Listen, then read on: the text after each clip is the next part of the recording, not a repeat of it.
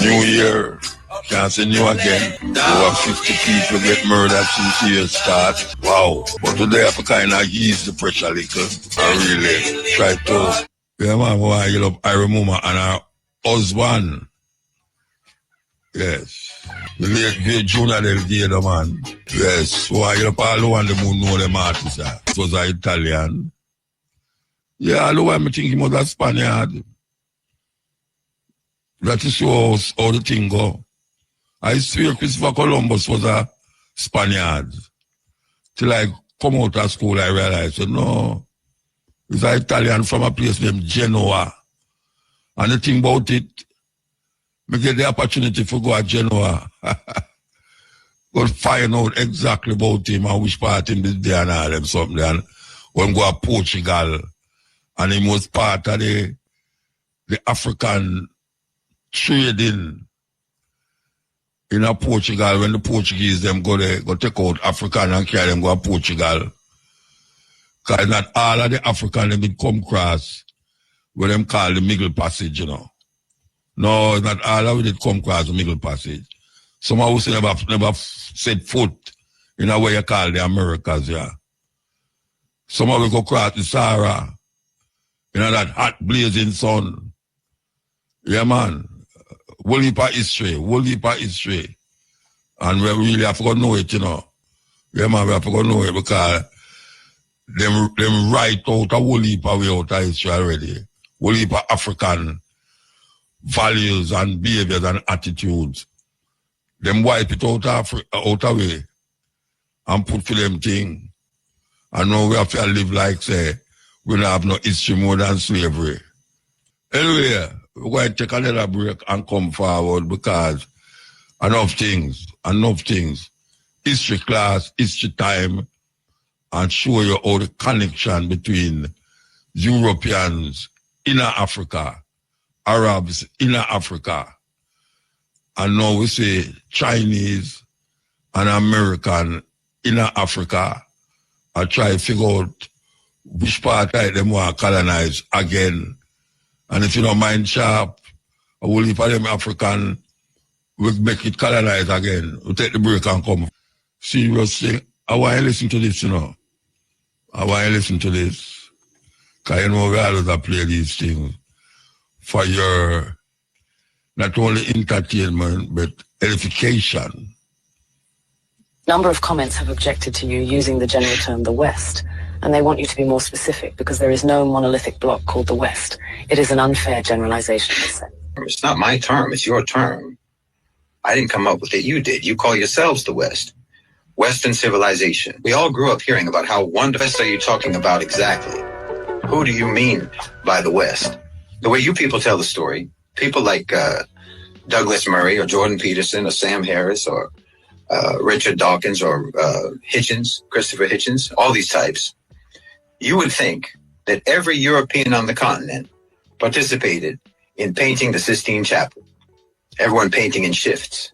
All of you collectively invented penicillin, from the telephone to airplanes, from the cotton gin to the microchip. We, the West, abolished slavery. We, the West, gave women the right to vote. We, the West, developed modern technology. You like being called the West then, but just bring up just one of your innumerable atrocities. And then everyone starts looking around. Who, me? Oh, you must have me mistaken for some other person, some other West. Shaggy. It wasn't me. My forefathers didn't own slaves. My forefathers didn't slaughter the Native Americans. My forefathers were just poor, innocent peasants. I have nothing to do with it. Innocent as can be. You want to take collective credit, but you want to individualize a man who killed more people in a matter of seconds than anyone in the history of the human race. And not to mention every American president after Truman, from the Korean War to Vietnam to the dirty wars in Central and South America to Panama, the first and second wars in Iraq, Somalia, Afghanistan, Libya, Syria, and before Truman. I don't think that the United States has had a single decade in its history when it wasn't slaughtering some people somewhere in the world. These are all products of Western civilization too. But anytime these crimes get brought up, you deny collective responsibility. I mean, if I try to list all of your crimes, I can't even remember them all.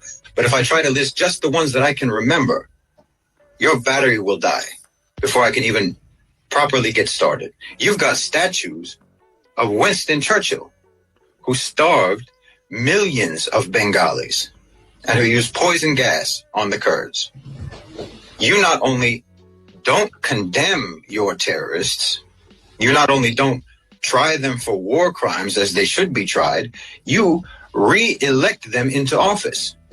Not just elect them, re-elect them. And you deny any responsibility for their atrocities.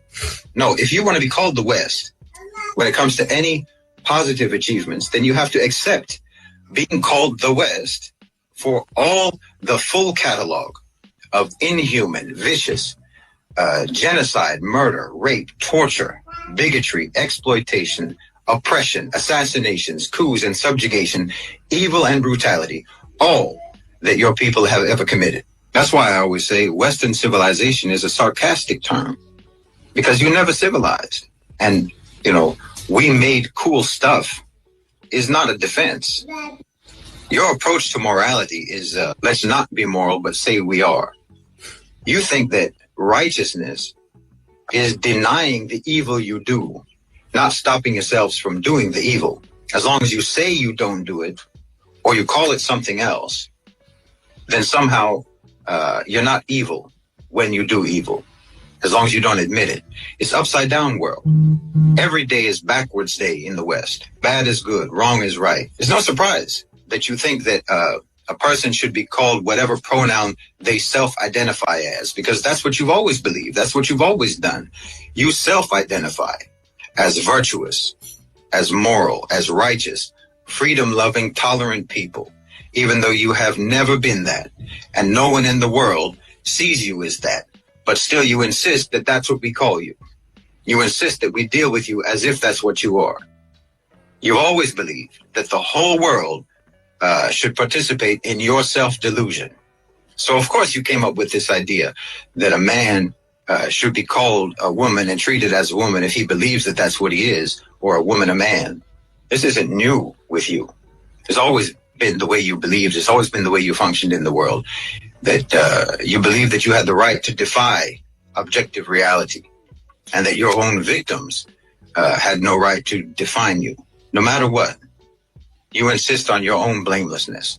And I'm telling you, how on earth do you expect to ever stop doing blameworthy things if you think that you are immune from blame no matter what you do? Yes, okay, your forefathers were probably poor peasants. I agree with you. They didn't participate in the crimes of the West. They didn't participate in colonization or imperialism. But then they also have no reason to take pride in the achievements of the West either, and neither do you. They were victims of the West in their own way, and so are you.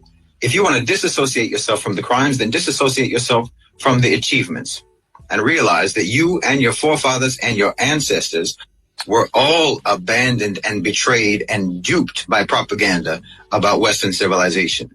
No one ever cared about your development or your forefathers' development. No one ever cared about your welfare or your forefathers' welfare. No one ever cared about your upliftment or theirs. No one ever cared about your life. Not yours, not your forefathers, not your ancestors. And the West doesn't care about you now. But here you are defending it, like you have no self-esteem, like you have no pride. You and I both know the West doesn't care if you starve to death. They don't care if you get kicked out of your home and live on the streets. If you spend the rest of your life drowning in debt, they don't care. If you fry your brains on drugs, they don't care. And if you decide that life is too hard, they'll help you kill yourself. That's the West. And that's what the West thinks of you. The West didn't raise you right because you don't matter to the West. They don't care if you have knowledge. They don't care if you have an education. They'll pass you on up to the next grade, whether or not you can read or write, because you don't matter. Every day of your life, your civilization all around you is shouting at you in a million different voices that you don't matter. You're just a replaceable cog in the machine. Everyone in the West is regarded as disposable by the West, and still you defend it as the pinnacle of human refinement. You need to break that spell because you're living in a trance of propaganda that's all designed to keep you oblivious to your own humiliation. But then you'll get mad at me for trying to tell you to break that spell, to break that trance. You'll get mad at me because I'm trying to tell you that you need to stop being humiliated. You need to stop aligning yourself with the ones who are humiliating you. You need to stop aligning yourself with the ones that were humiliating your forefathers and that are humiliating you now. And you're going to get mad at me. But you don't disassociate yourself. I'm supposed to disassociate you from them, but you're not. Why should I disassociate you from the West when you don't do it yourself? I'm trying to tell you that you need to break the trance. I'm trying to tell you that you need to break out of the propaganda. You need to break out of the indoctrination. You need to break out of the programming. But you're going to get mad at me for telling you that. And you want to hold on to the programming. You want to hold on to the indoctrination. And then while you're holding on to it, I'm supposed to separate you from the indoctrination that you're holding on to. So how are you supposed to change?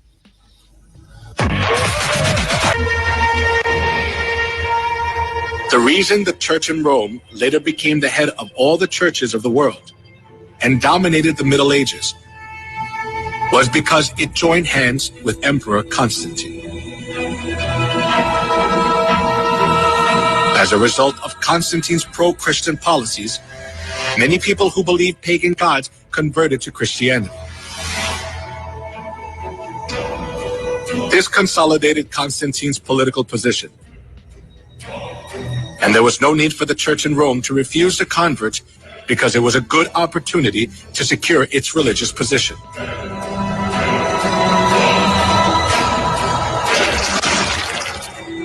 After the church in Rome accepted pagan idolatry and doctrines, it was quickly secularized. During the Middle Ages, it was even hard to tell the difference between the church and the secular world. The Catholic Pope enthroned kings, and kings protected the Catholic Church. Opposing the Catholic Church itself was rebelling against one's own country.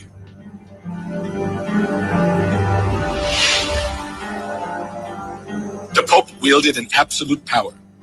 We can see just how powerful he was through one incident, the humiliation at Canossa. That happened during the time of Pope Gregory VII. Pope Gregory VII claimed that the Pope could not be judged by anyone on earth, and he could dethrone emperors and kings, and excommunicated Henry IV, the Emperor of the Holy Roman Empire, in the course of the investiture controversy. As Henry IV was faced with the crisis of being dethroned, he went to the Pope who was in Canossa.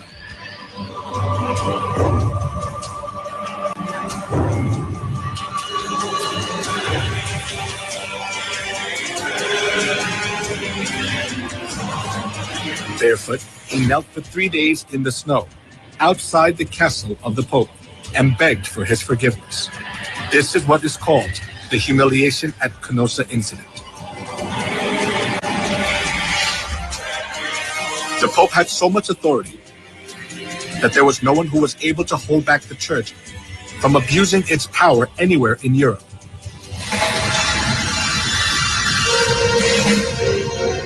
Not only that, the popes committed numerous crimes such as murder, blasphemy, simony, and adultery to hold on to their seat of power.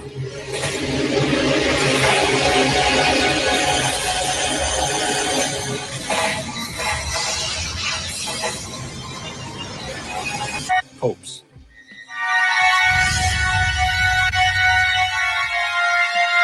Among them, Pope Leo X enjoyed works of art and collected masterpieces. He invited artists like Michelangelo, Leonardo da Vinci, and Raphael to the Vatican and richly ornamented the church. Being driven by his vanity, he constructed St. Peter's Basilica. However, as he ran out of money by collecting costly works of art, he started to print a greater amount of indulgences.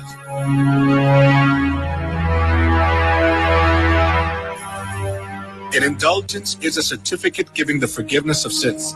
The Catholic priest propagated that people were guaranteed to enter the kingdom of heaven safer when they gave more money.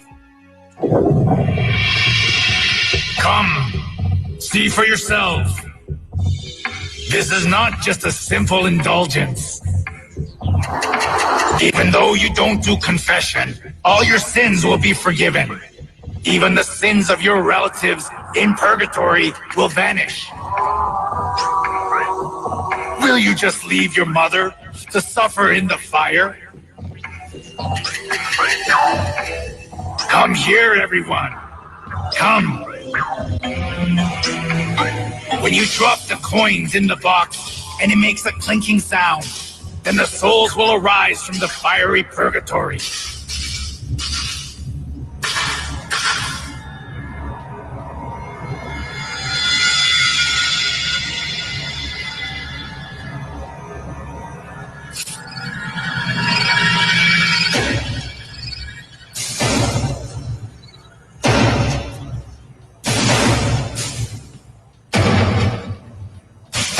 The sale of indulgence was one of the biggest businesses of the Catholic Church.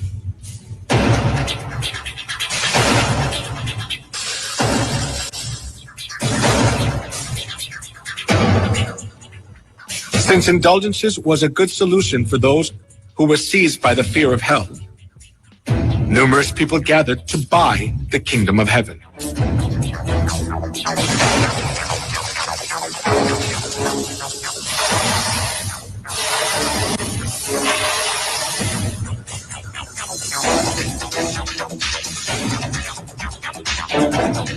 Giotto, the representative artist during medieval Europe, clearly shows the evils of indulgence in his work.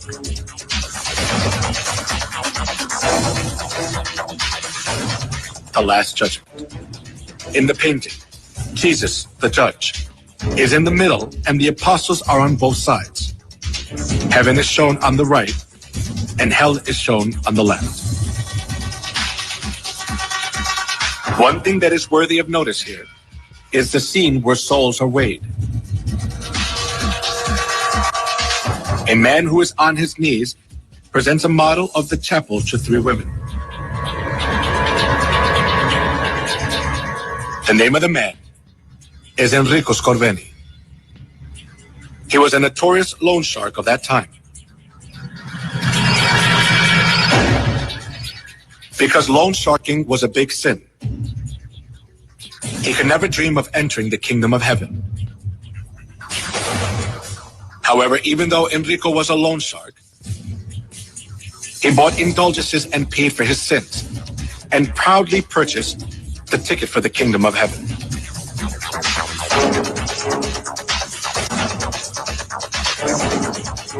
The Bible teaches that only God can forgive sins.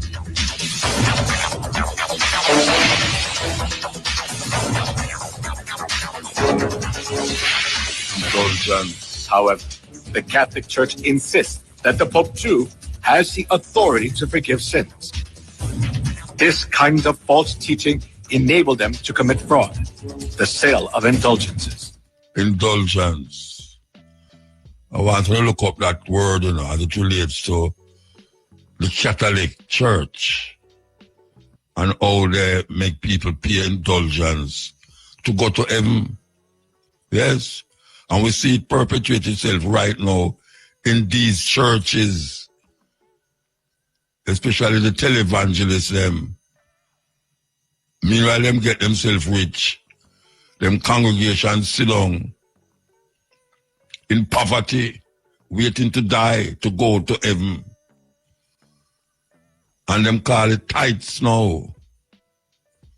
Indulgence, them call it. You give money to forgive, make person or make Father forgive your sins, so that you will go and do it again and again and again and again. And him will get your money again and again and again and again. Indulgence, them call it. Look it up. Look it up. Because sometimes we talk people, that's why we play these things, you know. Because a whole heap of ones prefer to hear some foreign voice that say the things them when Muta say. Because they believe it more. And this will go on for years now. This will go on for years now. We say things and people say, where Muta get them foolishness from? But when them go there here, especially now, like how you have the thing named Wi-Fi and what them call it, YouTube and all these things, Instagram, them hear the information that come at them right in them bed and them living room. Serious thing. Listen. Listen and listen well. That the earth is round. He was the first, however, in other exploits, namely genocide and the transatlantic slave trade. In 1492, Columbus discovered the Americas when he landed in Haiti and several islands in the Caribbean. The Arawak Indians inhabited these islands. For the second voyage to Haiti, the following year, 1493, Ferdinand and Isabella gave him the resources needed to subdue the population. When he returned to Haiti, Columbus demanded food, gold, and cotton thread, and was increasingly met with resistance. This resistance gave him the opportunity he needed to declare war on the Arawaks. With 20 hunting dogs, horses, and guns, Columbus set upon the Arawaks, tearing them up with dogs and mowing them down with volleys of bullets and running them over with horses. Reporting back to Queen Isabel of Spain, Columbus boasted, "In the name of the Holy Trinity, we can send from here all the slaves that Brazil will hold." The Spaniards hunted Indians for sport and murdered them for dog food. Columbus would reward his officers with women to rape. Girls 10 to 12 were especially desired for rape. Columbus and the Spanish won the war, and over 3 million Arawaks were killed in the genocide. They completely robbed the land of its gold. This is the truth about Columbus that's not recorded in your history books. On the other hand, most Americans know today is Columbus Day, at least in 47 states, although Hawaii has renamed it Discoverers Day after the original Polynesians who populated that island thousands of years ago. South Dakota calls it Native American Day, and Alaska just ignores it like they kind of do everything. But what we're really celebrating today is Taino Genocide Day, the day when Christopher Columbus began to wipe out an entire indigenous population in a way that would even make Pol Pot blush. In 1492, Columbus was on a manic hunt for gold when he set sail and eventually landed on a small island off the coast of North and South America, an island today named Hispaniola, which is split between the nations of Haiti and the Dominican Republic. As Columbus wrote in a letter to the King and Queen of Spain, "Gold is most excellent. Gold constitutes treasure. And he who has it does all he wants in the world and can even lift souls up to paradise." But when he landed in what he called the New World, there wasn't much gold to be found. But he did find something he thought was just as good as gold: people who, in Columbus's mind, would make great slaves. So he wrote to the Spanish monarchs, "They are well built, with good bodies and handsome features. They do not bear arms and do not know them, for I showed them a sword, and they took it by the edge and cut themselves out of ignorance. They have no iron. Their spears are made of cane. They would make fine servants. With 50 men, we could subject them all and make them do whatever we want. And here there are so many of these slaves. Although they are living things, they are as good as gold.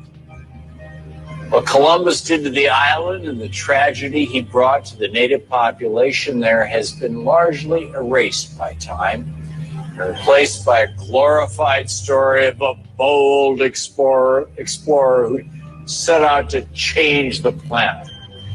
In reality, though, as a result of what we've learned from writings by Christopher Columbus's own men, he raped, pillaged, enslaved, and slaughtered people just to get rich. Not exactly the type of guy worthy of a Main Street parade. One of Columbus's crewmen, Miguel Queno, described the scene when Columbus first arrived in Hispaniola for the second time, and thousands of Tainos, or what were referred to as Indians, came out to greet the ships. Queno wrote, "When our caravels were to leave for Spain, we gathered 1,600 male and female persons of these Indians. For those who remained, we let it be known to the Spaniards in the vicinity that anyone who wanted to take some of them could do so to the amount desired, which was done." Queno went on to write that he took his own sex slave, a beautiful teenage girl who, in his words, quote, resisted with all her strength, quote, end quote, leaving him no other choice but to, quote, thrash her mercilessly and rape her, end quote. And when Columbus's men did good work, Columbus routinely presented them with their very own sex slaves. But that was just the beginning. Columbus eventually started up a global child sex slave trade, exporting Indians all around the world. As he bragged to a friend in a letter written in 1500, 100 castellanos, as the Spanish coin, are as easily obtained for a woman as for a farm. And it is very general, and there are plenty of dealers who go about looking for girls. Those from 9 to 10 years old are now in demand. Eventually, under Columbus's orders, life for the Taino on their homeland of Hispaniola became so bad that they resorted to mass suicide. As the Spanish missionary Pedro Cordoba noted in 1517, 25 years after Columbus arrived, as a result of the sufferings and hard labor they endured, the Indians choose and have chosen suicide. Occasionally, 100 have committed mass suicide. The women, exhausted by labor, have shunned conception and childbirth. Many, when pregnant, have taken something to abort and have aborted. Others, after delivery, have killed their children with their own hands so as not to leave them in such oppressive slavery. By the time Cordoba wrote those words, the indigenous population on Hispaniola had plummeted from roughly 3 million people before Columbus arrived to only 12,000 25 years later. A few decades after that, not one Taino was left on the island. An entire culture and people completely wiped off the map and largely forgotten, thanks to Christopher Columbus. Yes. Happy Taino Genocide Day. Serious history. As we have said, we have played these things for your edification and for you to really sit down and think about it. The things them that you never get in the history class in your school. This is now almost 10 past 11. And to see that you can hear these things on the radio. No other radio is going to play these things. None. May I tell you that? Because this is how we designed this program here. To make the people them be aware of certain things. Certain things. And we're going to talk to this brethren. We're going to talk to Islam. Good afternoon, good night. Blessed. Blessed greetings, Honorable Asmuta. Sir. Anyway, supposed to start from 11, you know, but we'll go through still. All right. So I was told about this event that will take place this weekend, This weekend? Yes, this weekend, Sunday 26th, starting at 12 o'clock. All right, get the people them a run up about it. Yeah. Greetings, honorable listeners. Thanks for the program, Rastafari. This is Honorable Chris Lamont, representing for the Rastafari Mansions and Organization. I am also the administrative representative for the Bobo Ashanti House on the Rastafari Mansions and Organization. I'm one of the representatives. Right here, I am the public relations officer for the Rastafari Mansions and Organization.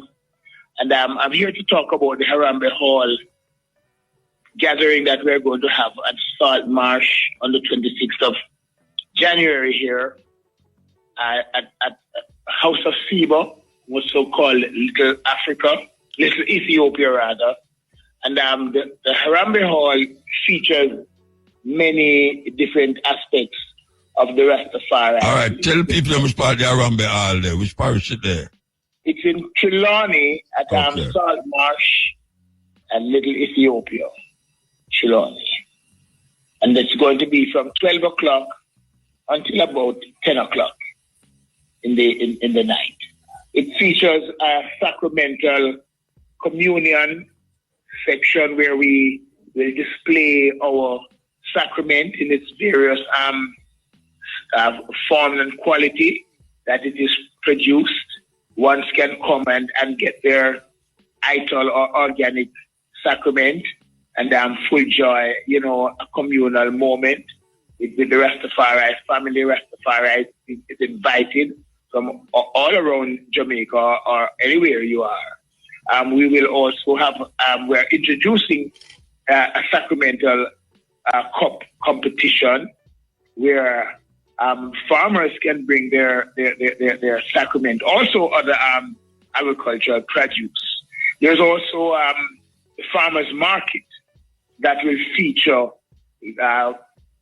idol produce, organic produce, and also herbs and spices too that are organically produced by our farmers. And there will be a Raga report, so one can come to the Aramo Harambe Hall and learn about what Raga is doing. Raga is the sacramental committee of Aramo that deals with the sacramental issues. And one can come and learn of the happenings within the sacramental sphere from the Raga report.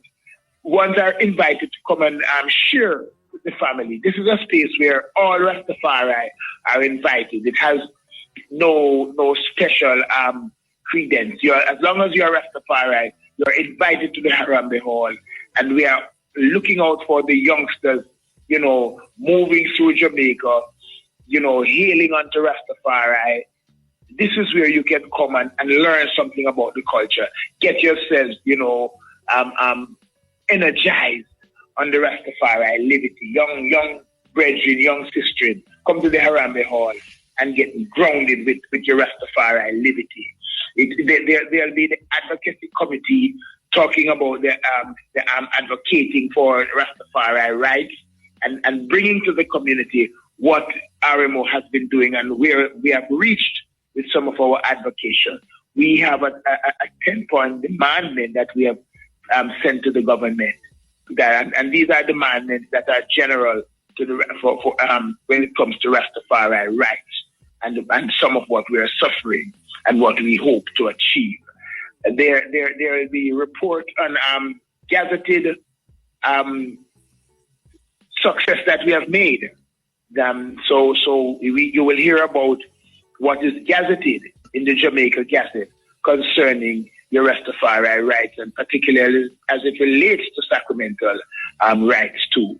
So there are so many things happening at the Harambe Hall that will surely interest you and intrigue you. There'll be chanting, drumming, a variety, a multiplicity of things, myriad of different things are happening. One can come and learn of how to get into the sacramental competition, how it will be dealt with, all the rules and protocols of the sacramental cup. I can ask you, is this just a Rasta thing or it's for everybody? It's a Rastafari oriented thing. But of course, as you know, Rastafari is love, and we always welcome everyone. Okay, so I just want to know that, because it sounds to me like it's just a Rasta vibes where, you know, I mean, Rasta vibes, but like this is a closed door for Rasta. Not restricted to Rastafari. All right, hold on, I can take a break and come forward. I tell them some of the things them that going to be held there this weekend, which is the 26th. Yeah, all right, hold on, just a minute. Yes, give thanks, Honorable. All right, tell me some of the things that are going to happen in the day, you know. Like you said, between 12 and 3, 12 and 9. Yes, 12 and 9. We start off with, you know, chanting, displaying the different, you know, styles, Nyabingi chanting as it relates to the different mansions and organizations. You know, there'll be School of Vision, the Nyabingi drummers, of course, the Baba Shanti. You know, different groups will be displaying Nyabingi drumming and chanting. There is readily, as we start the setup of the craft market, there's a range of handicraft, you know, on display and for sale. There is a range of you know, different herbs and spices that are there. It's just a great market, you know, of things.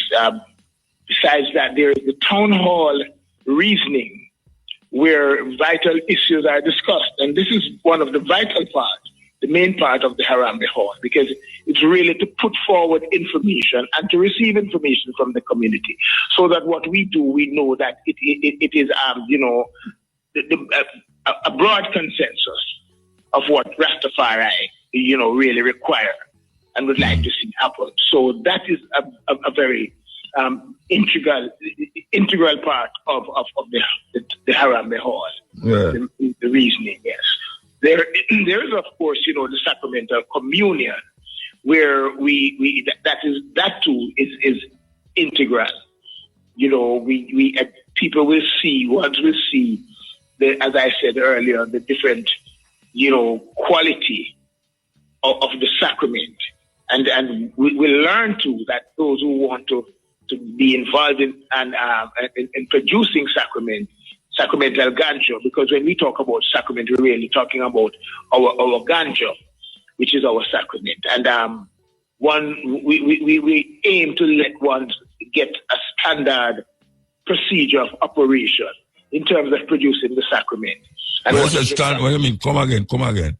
Where's the standard procedure? I mean, everybody must plant it and do it the same way? Everybody must plant it, yes, because we talk about ITIL and we talk about organic. It's to be free from all kind of dangerous pesticides. No. Hold on, Virgin. You say it must be standard. Yes. No, when you say standard, it means all the ganja them must be produced the same way.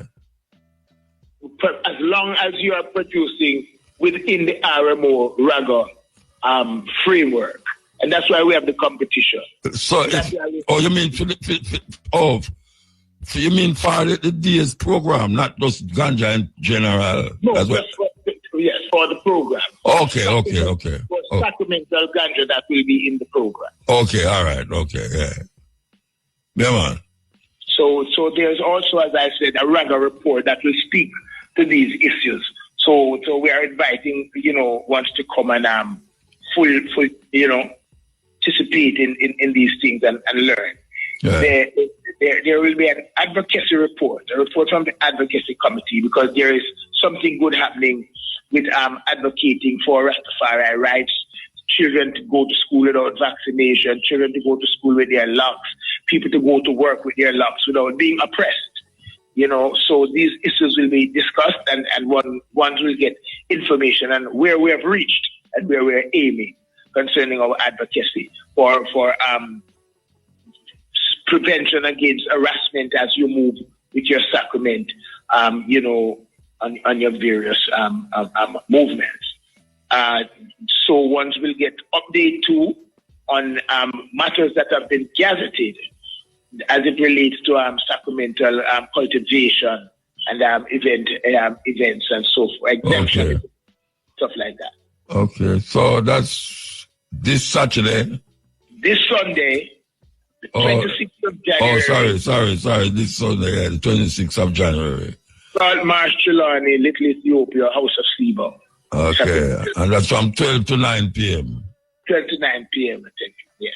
Okay. Yes. All right, give thanks, brethren. Give thanks.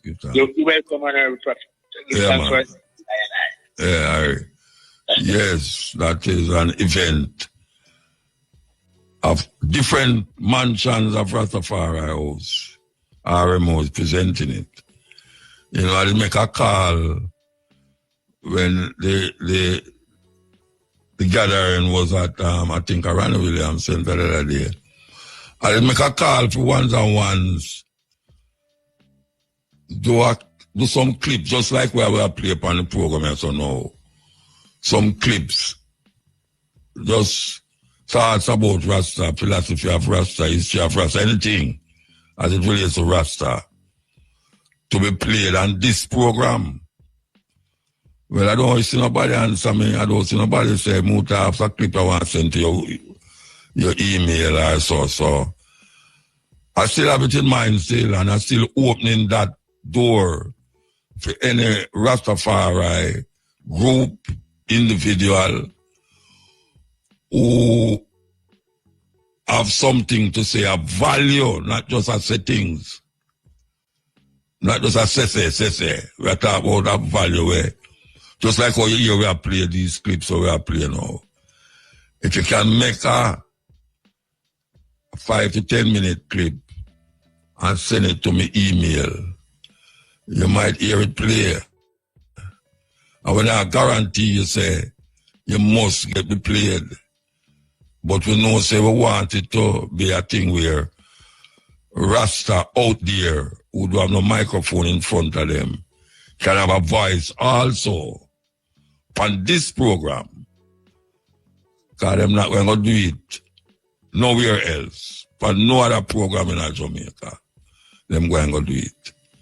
So, we just want you to follow that, and for those of you who listen to it, including Twist Lamancha, will just talk to me.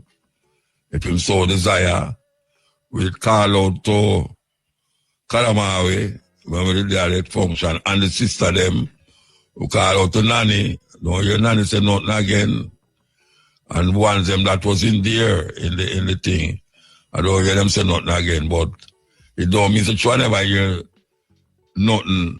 I give up and say, me can't bother with it. No. I feel it's very important at this time, yeah.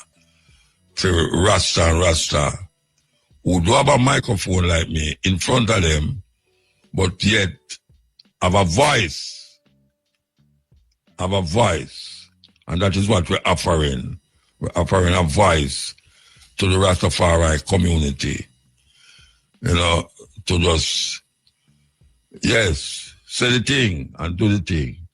We're not talking about music now. It's not music we are talking about. Because we have enough Rasta music right now to serve it forever and ever. We are talking about just settings. Okay. This is the Cutting Edge on RFM. You know, we're supposed to have a guest. The guest. I tell she say why. She had the guest gone, asleep. But I realized that the guest, out of nowhere, the guest just come forward. So, we're going to put her on after these after the advertisement. So, we could take the ad them and come forward. We have a guest in the studio, live and in living colors. Long time we do have a guest in the studio, you know. Yes, long time. Her name is Aisha Madamali Hope, and she's a teacher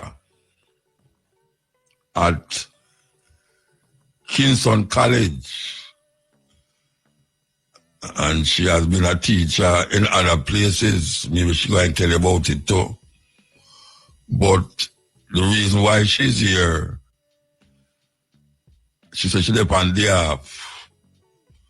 But from she come here, it's pure work as she had up in school, so I don't know what kind of day off that. But I know she have some things to say, and I want she said what she have to say, because we all complain about teachers nowadays that all the youth them are come out of school, some of them can't even read. What is happening in our schools that students are left school and can't read, can't do maths and nothing like that? First of all, you can't tell me why I look for it. So tell me why. Why so much people left school that can't read? Eh? That's one of the things that was sort of annoying when people it often made it seem as if them coming out that way is the teacher fault. So yeah. It's all right now? Yeah, all right. Right, making it sound as if, is a teacher fault. And I think that's one of the things that people need to remember is that children's education is not just one person or one set of people's responsibility. As them say, take a village to raise a child. And when the children going to school, they spend like 8 hours at school. So the teachers really only have about 8 hours to make any kind of influence or impact. And all of that time is not spent with the teachers either. It's also spent with their friends. And what the school and what teachers are supposed to do is build on what is happening at home. And so if the foundation for learning and the foundation for being productive is not set from home, it becomes an uphill battle for the teachers. Some of the times we can reach them and we can make a difference, but that needs to be remembered. So what's supposed to be happening at home that your work can be easier when you talk about English, maths, and all these school things? What is it that's supposed to be happening at home first?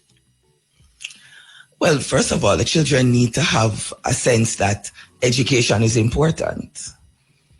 Not that why me bother go school when we can go scam. That's a big thing, easy money like that. That still literally is a thing for a lot of them when they say, all right, why am I need to do this? There's also the idea that they need to be cared for. People can't come to school hungry. And you expect them to learn. Them can't come to school tired because all manner of things that keep them up at night time when them they're home, whether it's from the community or within the family them.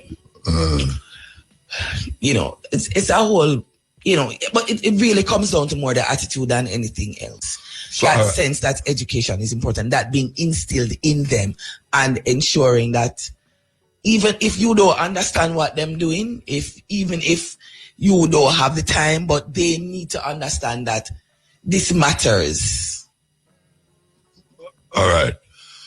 We talk about home, and we are going to the home, and you say, like, maybe them don't have no food, maybe them want to go do scamming because the money easier. You see, say, from the beginning, the idea of education in Jamaica, it say, get a good education and you will get a good job to make money. So the idea of education, as I see it in Jamaica, is not to build the child as a person, but to see how you can fit into the society.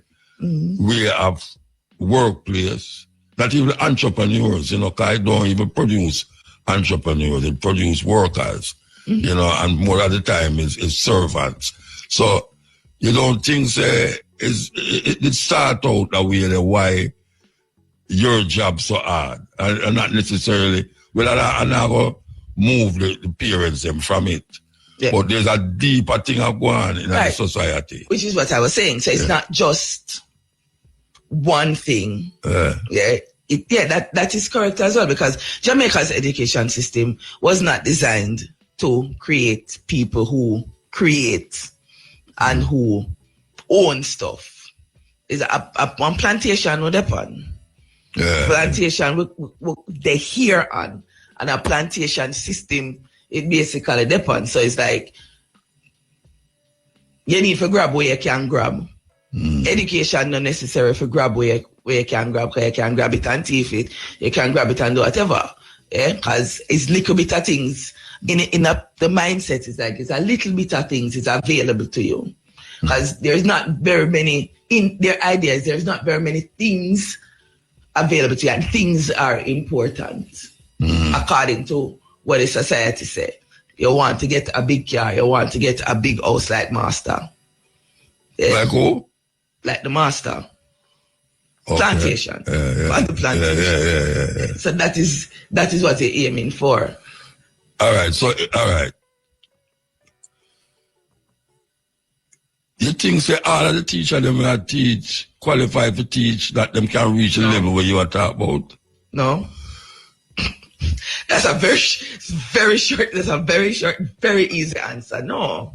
So we'll go back to the teacher then. Again, teachers come from the society, teachers come from the homes. Yeah, like the police. The police. All of them. Again, the home is the basic unit of the society. Yes? And it is influenced by the home. It's, I guess, a chicken or the egg. Is it the home that is influenced by the society, or is it the society that is influencing the home? The man will eat the chicken and the egg. That influence the whole thing. There you go. Yeah. So no, because there's the mindset. There is where do you want to go, and when you talk about qualifications, as I said, we're not necessarily talking about if them they go to school and get a degree. A mindset. Are you in a frame of mind where you are going to be taking the nation's children from being slaves to being masters of themselves? And you can convey to somebody the best way to be a master of themselves if you don't master yourself, and all you're thinking about is, oh, all right, so I go to school from this time to that time, and then we need to have a little hustle and for the side too. And we need to sort out that, and then, oh, but we can't get nothing here, so all right, this can't help me, I'm going to do something else. May I say that I don't ever want to blame, but I have seen say how the system set up, the family, the teacher, and the youth get caught in that web of confusion. At the beginning, it's everything what you say fit into the system that allow and perpetuate these craziness that are going on. So we need to really farm the system and create something. But which teacher brave enough to take the student on a different path? I don't think you'll do that. You have some of them out there. You have some of them out there that make an effort. Because again, it comes down to, are you just going in there because I have a job and you're going to deliver some content, or are you going in there to educate them? And when you think about it, it's like one of the things that for the teachers that I know, who, when you're reasoning with them and trying to make a difference, one of the things that we tend to hold on to is if we can reach one, then at least it make a difference. And sometimes we reach more than one, and them come out and their mindset change, them working on a different path. I mean, this is when you talk, when you get to know the teacher them. You mean as in me or with the student? No, you as a teacher. Yeah. No matter about you as a teacher relating to our next teacher, Oh, and how the teacher, is the teacher able to move from the society where we are talking about and continue a journey towards the student and not fit into the society that is creating the problem. You understand what I say? Or more trying to work through the system. Because the only other way for that, the only way for that to actually really truly happen is to create a whole other system. Independent of what is happening now. So you can't maneuver yourself in the system. Because some people say, like they say, boy, Muta, why you not going to be a politician, man, and run an election? And I say, I couldn't really go join JLP or PNP because the two to me are the same system. So you have to go create your own system within the system to understand what you want to do, to revolutionize the system. So what may I ask is that within the system as it is now, is there any possibility of, even though the system is what it is now, that some teachers could rise up in that system and revolutionize it, or they could have to go really throw it, vamp it totally, or just, start a new school, kind of school? That would be the most, in terms of to see an actual, like immediate, for there to be like an immediate change, that really is literally what it would require. And not just, because, and I'm thinking back to when I was growing up, and Ras Emo them, and Brother Miguel them, and that whole movement that was trying to do that separate education thing along our separate lines, but I guess it comes down to it being a solid enough support for it to be continuous. Because sometimes it starts out good, but because support not there. Yeah. All right. So let me ask you a question now. You become an international teacher. I must say, I have a daughter. By the way, this is my daughter talking to, for those who don't know. You have become an international teacher. You have been teaching in Belize. You have been teaching in England. You have been teaching in Jamaica. Now you're back in Jamaica. What is the difference with the teachers, not the students, who come to the student, but what is the difference between the teachers, for instance, in a Belize, as opposed to in England and Jamaica? What's the difference? The three places that you teach in, the three different countries. Where you find the difference is in teaching? I think from a teacher perspective, I would say one of the biggest difference is the class sizes. What? Class sizes. In terms of being able to teach. So Belize is twice the size of Jamaica, but their population is like 400,000 people. We have 3 million. Yeah. And half as much land. And what that causes is like, I remember one of the times when I went to KC, when I did just go KC, I remember one of my first exam, grade 11 classes, I had like 50 odd students in the class. In a KC? Yeah. You teach 50 odd students? Yeah, CXC class, not just regular class. Yeah, 50 odd students in the class. And that class, like literally almost every day, the class, if any day when the whole of them come at school, the classroom will overflow. Yeah? And that's a one teacher. You don't have no teaching aid or anything like that. So it's just you one with the 50 odd picking them. And that is not an uncommon occurrence. At the primary school, that is almost standard. Yeah? So that is like going in a high school too? I go to primary school then? No. I'm saying in the high school.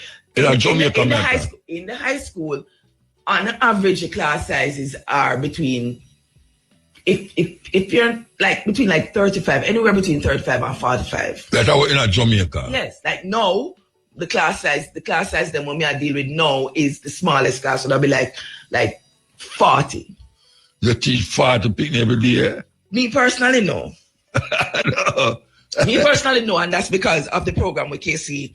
I try run because I mean I maths me teach, but like for the maths they them try cut down class because Ministry of Education will tell you that the student to teacher ratio at the high school level is supposed to be 25-1. Yeah, but one of the problems that the school them have is every year the ministry are sending more and more students to the school them, and the school space them now getting no bigger. Yeah, the teacher them now get no more teacher. Yeah, that's a whole lot of it. I'm not going there, so but yeah, that is all right. So now in a Belize, so like on average the class sizes were like 20. So like when my son was there, because he was going to start, and he didn't like it there because a technical school and I'm handling him my deal with and everything like that.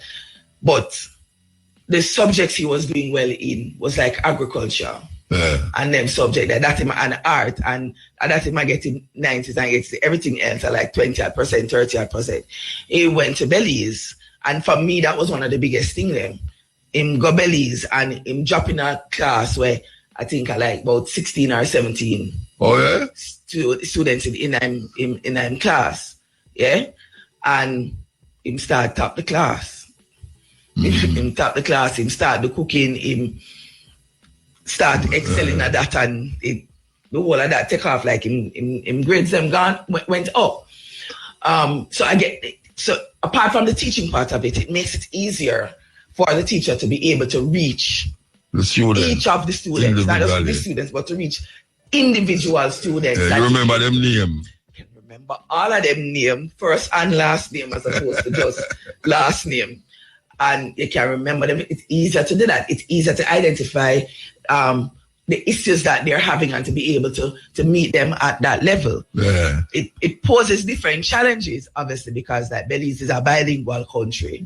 So, that's the next set of things that, that make you have to adapt, being in an international space. But, so those sorts of things, because in general, education, they will tell you, differentiated instruction, catering to the students' needs, student-centered learning. When you have 50 odd picnic in front of you, 40 odd picnic in front of you, it's kind of hard to differentiate if you cannot identify what it is. One of the other things with Belize too is them always say that when Jamaicans go places, them excel. And part of it is Jamaicans, I'm gonna say it again. Yeah, the slave mentality in terms of say you need to get up before the crack of dawn to start work, and in a headspace, you're not supposed to don't work so till the sun go down, and you have to fill in as much work in them hours there as you possibly can.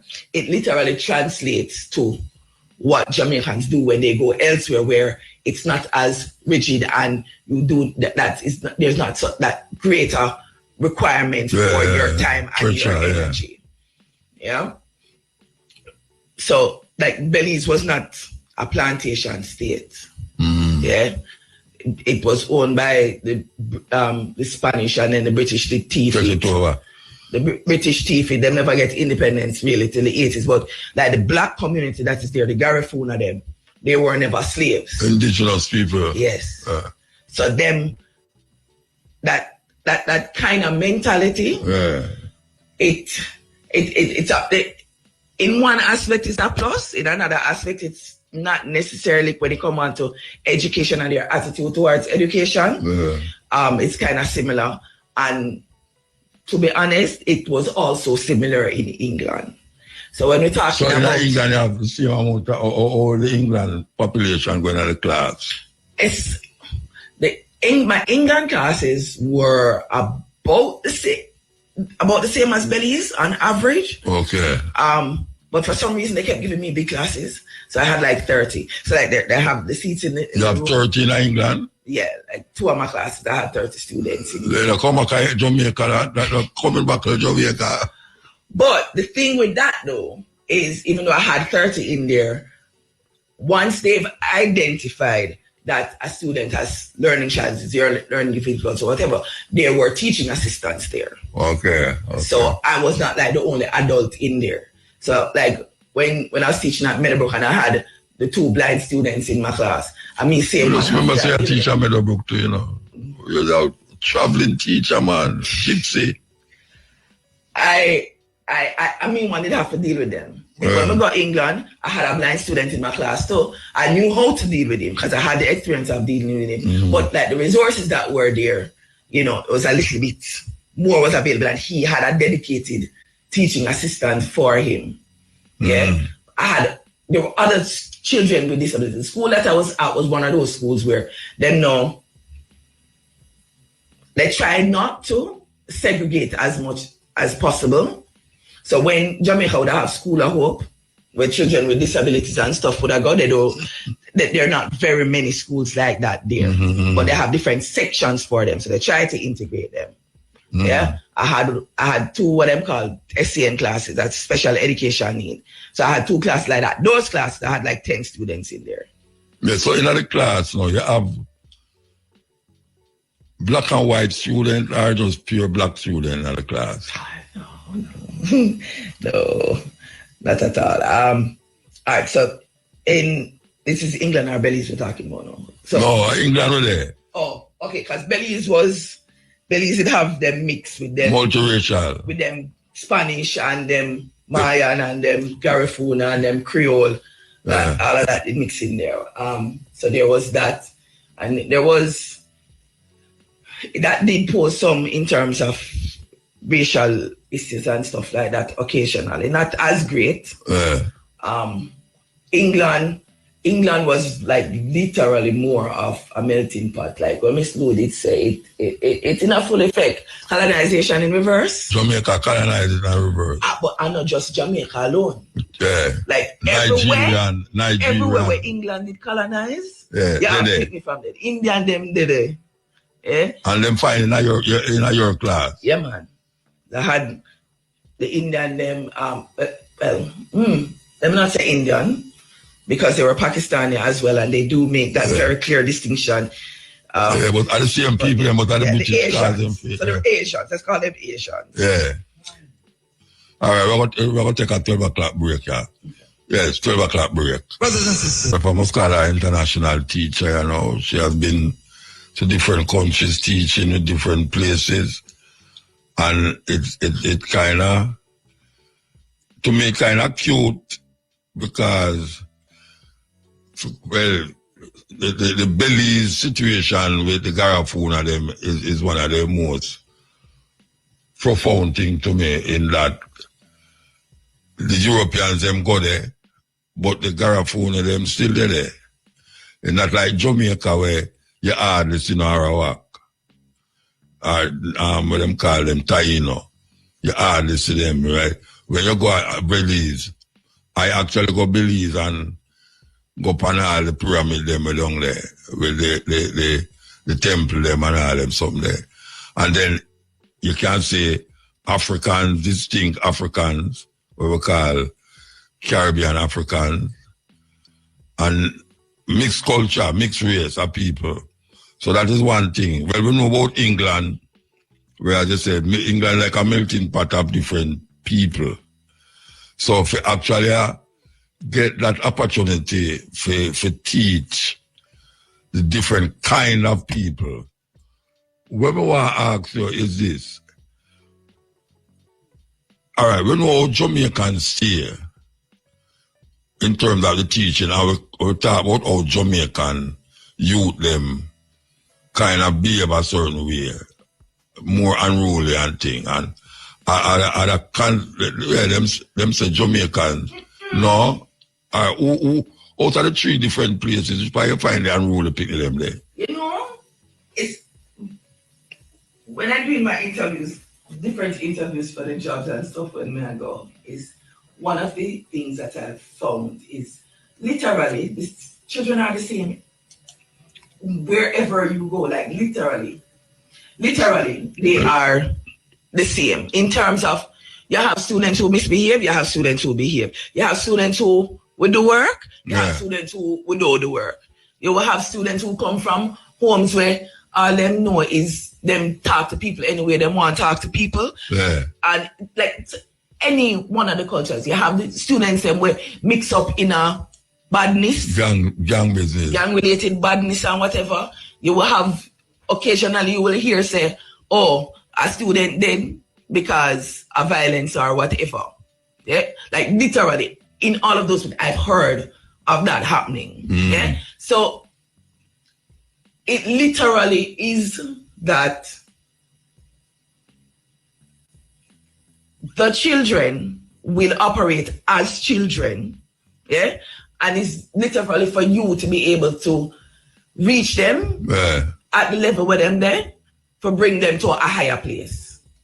Not necessarily where you might want them to go, but like one of the things I keep telling my students, the same thing I tell my children, that every day you're supposed to in a competition with yourself, nobody else but yourself. So you're supposed to be trying to be better each day.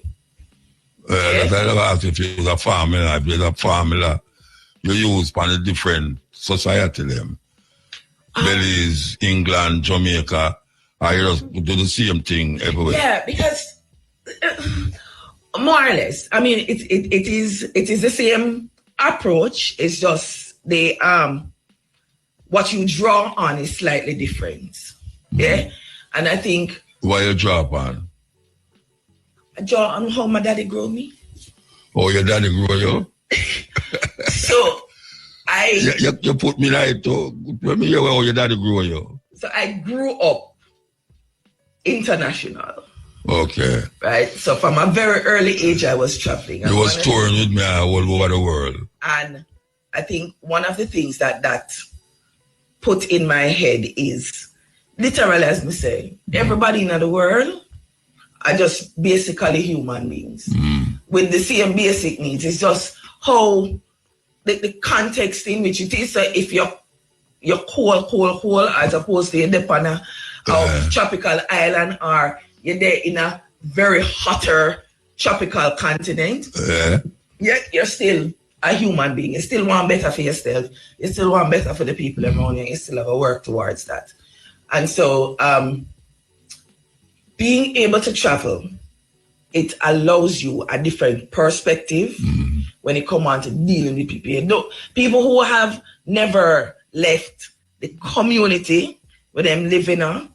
I mean, even if you say you have people where born and grew at Kingston and never left Kingston yet. Never got St. Thomas yet. There are some people in Kingston never said life foul it. True. Or cold. Yeah, them never say them. Yeah.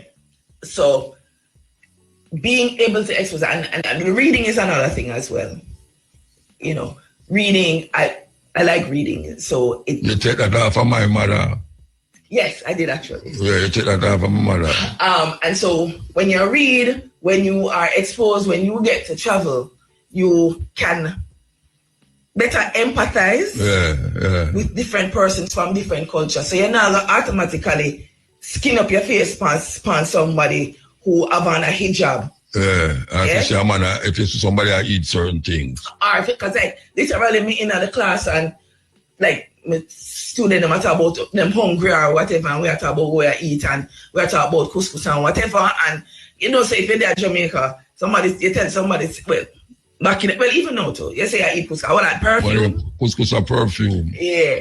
But like, you know, you're having those connections, and now also with the internet and everything like that, people are more open, more exposed. But there's nothing beats that first-hand experience of actually interacting with the people in the different spaces. You know, so that literally is what I bring to my students and expose them. Say, look, this is not out of your reach, right? If you have coming to school, going to school, participating in school is about giving yourself option. It's not about learning how to use if you can use Pythagoras' theorem. Or knowing that E = MC squared. That's literally not truly what it is supposed to be about. Yeah?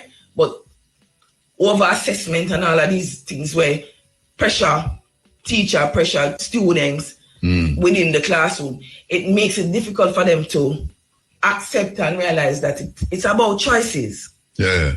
So when you leave school, you're supposed to have the choice to say, if I want to become a garbage truck collector, apart from a garbage truck, right? I'm supposed to, because I want to do that.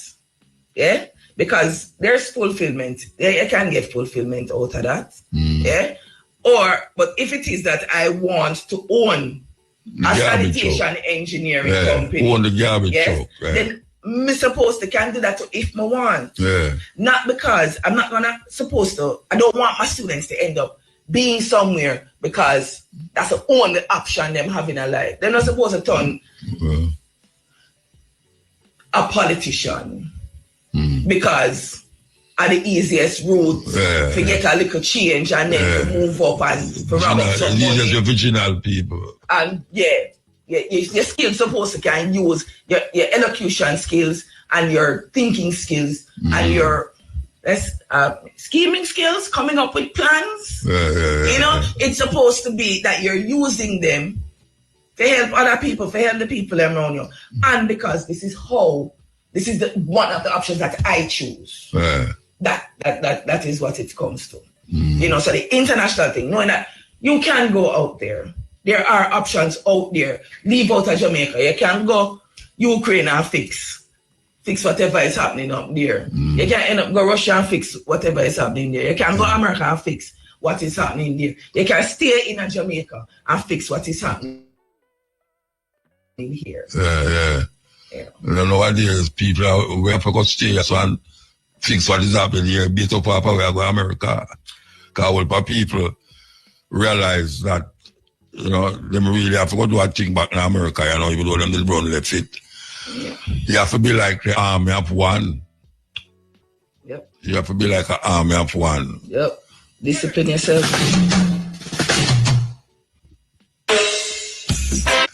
I mean, you have the experience of Belize, England, Jamaica.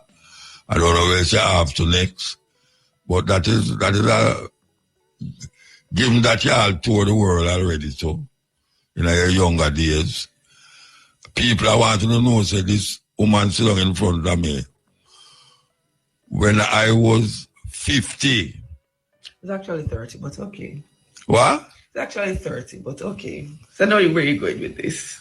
She said, to me, I said, a youth like me. She said, Daddy, you're old. And now I live to say, if you're picking them, tell her I said, she old. and she don't reach 50 yet. So it was so it go. But putting that aside though, all right. As I call you a young teacher, and you have some big youth in your class, I assume. You find, say, well, look at how the 3 different countries them now. You find, say, the youth them in Jamaica more feisty with your teacher or England or Belize. Which one of the youth them kind of resist more? Which one of the youth them resist more? Authority, I should I say. Because you that them will look at you as an authority. Which one of them, out of the 3 different students, them resist authority in the class more? And why you think that is happening? I don't know that there's much of a difference. You don't know in terms of to say which set of students resist authority more. In a Jamaican Belize, there is a greater sense that in terms of say we can tell a people shut your mouth. Then and all right. Or stop going like you're idiots. In England, there's greater restriction on what you can say to the student. To the student. So you can't tell the student shut your mouth. Yeah, no. Or come out of the class. Yeah, no. Why not? That's They're going to report you. Yeah, literally. You know, yeah.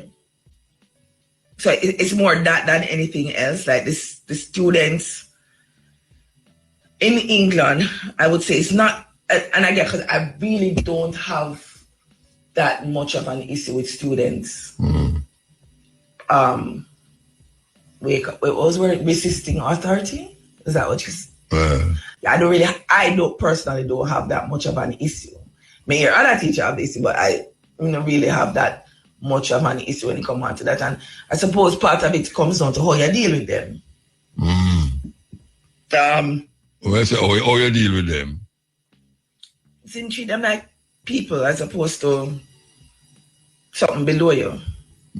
There are teachers who, because them a picnic, then all right, me above you, so therefore. So that's a part of it. You treating them as a human being, you know, say, what you don't want for yourself, don't do it to our next person. Yeah. But I would say England, in the sense that there is a greater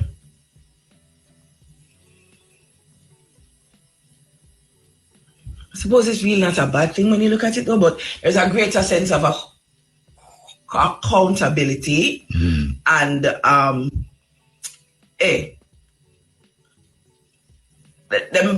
them quicker to take the picking them word than the teacher word in terms of if something for happen.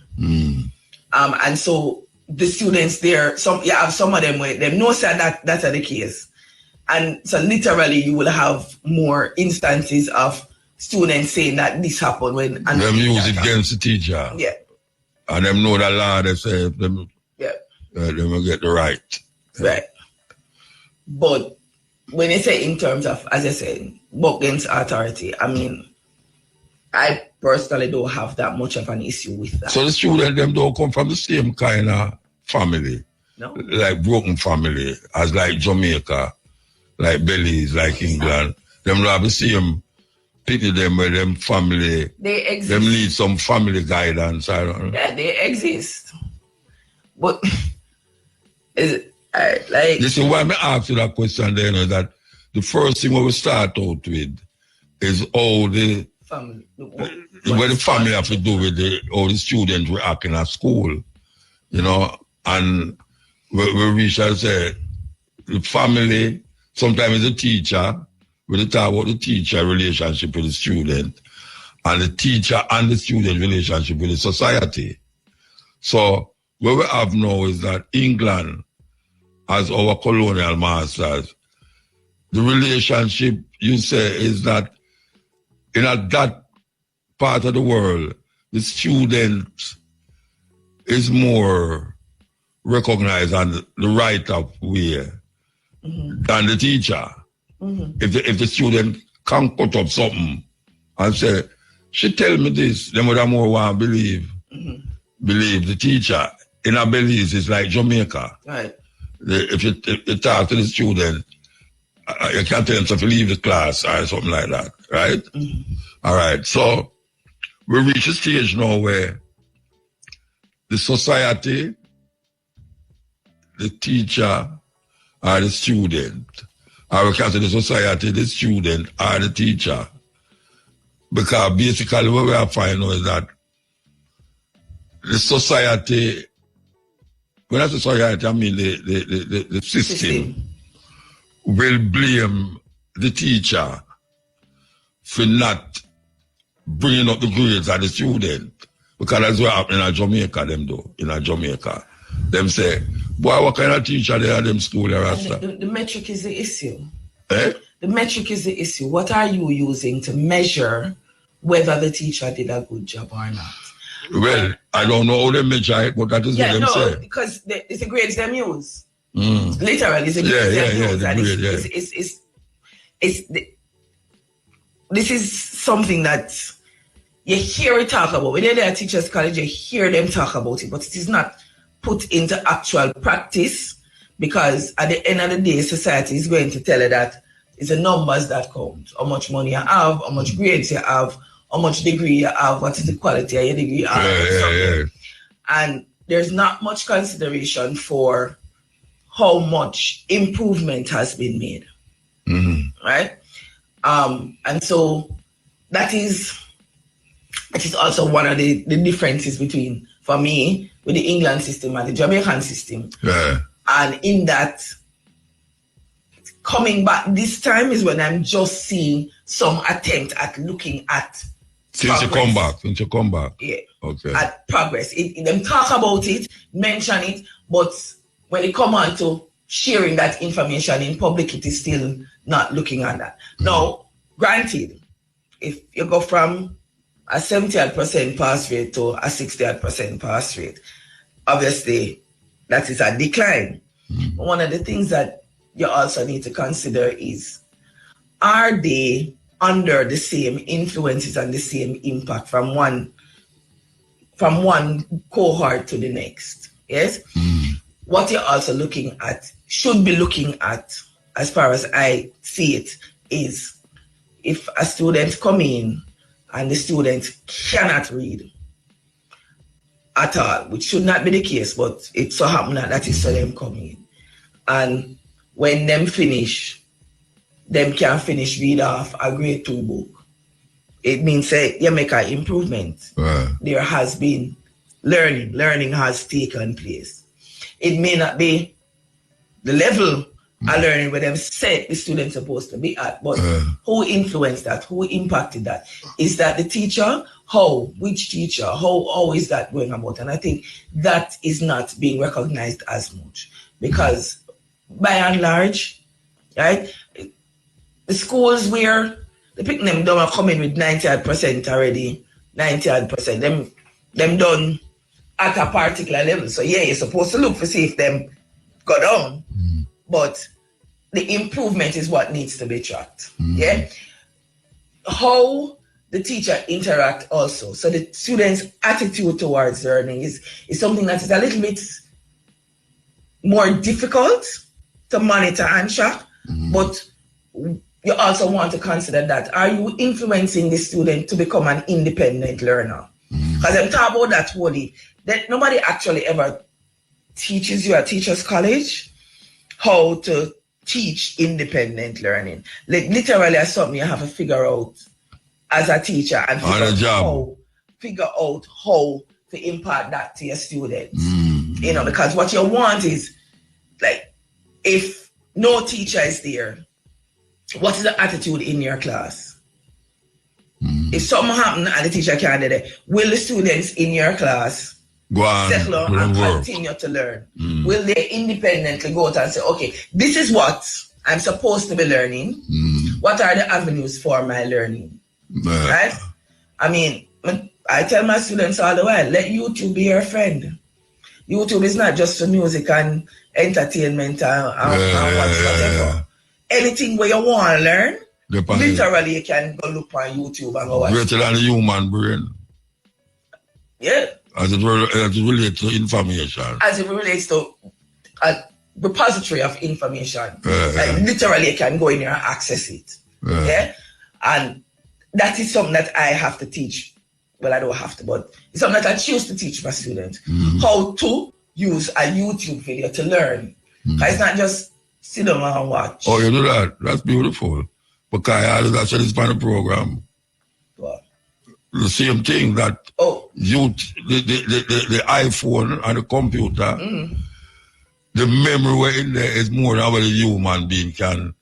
Yeah, man. Do. So you need to use it. Pause it. You can that's why sometimes when I say something, I say, go and go look for your YouTube and find it. Don't expect me to go tell you the whole thing. Or Google it. Yeah, because I put something to you and you want me to tell you the answer to the thing. Oh, yeah, no? You must go to the work. And that is something that that my students get upset with me all the time about too. Because you left it to them to do it. And I'm not going to say to you, yes, do you think you are correct? Did you do it correct? Did you do what was supposed to be done? What you did, will it work all the time? And I know like some students get frustrated with that because and it's one of the things that when you talk about stifling creativity, like teachers will do that too. Like even in the maths classroom, right? All right, so you're supposed to add that first, then divide that, then do that. But at the same time, is there another way that it can be done? Yeah, I could take a time break. Yeah. Did you know? Cutting edge, so. All right. I should I take some call, to see if anybody want.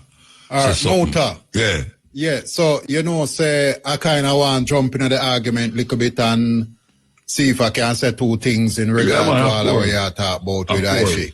Of course. All right. So, one of the first things where I want to mention, and me I kind of go a little way back. In 1962, as we would have know, say, Jamaica gained them independence, them time, the and thing. So, we have what we call, over the years, different governments do different things, and after a while, them come up with this commission and investigation and whatever. So, in our history, we have a commission which was put forward from back in the early 1970s, the De Costa Commission. And the commission, it was to look at some things where it go on from the early part of the 1960s, just after we get independence. And it was focusing on, in other time then, like about 1963, so Jamaica get a loan from the World Bank of like about some $10 million at the time. And that loan was supposed to be used for build up the school infrastructure, build new schools and all of them things there across the country, with the aim and the intent that by building these schools, secondary schools, you would be able now to improve the education of the young upcoming population in this newly independent country, with the whole idea that building that intelligence and that workforce now are going to propel the country onto greatness. And that commission now was looking upon the whole thing of how that money was thwarted, and them they just basically thief up the money. And fingers were pointed to Mr. Burt, as the man in the ministry at the time who, him was the main man where they do them thing there. So that in itself, I figure say, is a big point, meaning say we start off on the wrong foot, because when we education system should have been built to the point now where we could have been a force in the Caribbean and in the world. The politician them undermine that, and so we start off on a wrong footing. Where's about that? Well, maybe you're too young to know about that. Yeah, and so I want to go on now from this. So I just did mention that first. But somehow what Aisha said, no, I want to agree with her in a whole lot of what she said. In terms of when you ask her about the teachers and the interaction with the students and all of them thing there, So how them go about them teaching. And may I say these things now because may I kind of get a little bit more insight into teaching in a little bit, not because me in it, but me close to somebody now who involved in it. And so you find now that the thrust from the teachers' colleges and the people who are train these young teachers is now what them call a blended approach, with the whole idea of like, you have different youths in our class and all of them have different varying backgrounds, different levels of understanding or whatever. So how you get across now this lesson to them that all of them are going to understand. So you have in the class a youth who can read well, and you have a next youth who might not read so well, but him draw good. So now the challenge is for the teachers now to try to get out of the student. So them are change their approach. Instead of where now you are trying to put in at the student head and teach the student based off our curriculum. You still follow the curriculum, But the thing now is for try to get out of the student what them have inside of them. Yeah. Yes, so that them can. So you see, the question now have to be put to the children and posed in such a way that you see the youth can write a good poem, maybe him write a good poem to express himself. The next youth maybe can write the poem, but him can recite the poem in such a way, a compelling way, that when him recite it, you get the meaning of where the person who did write it are try to express. So that is the thrust of where them are try to bring teaching to, that each student learn at different levels and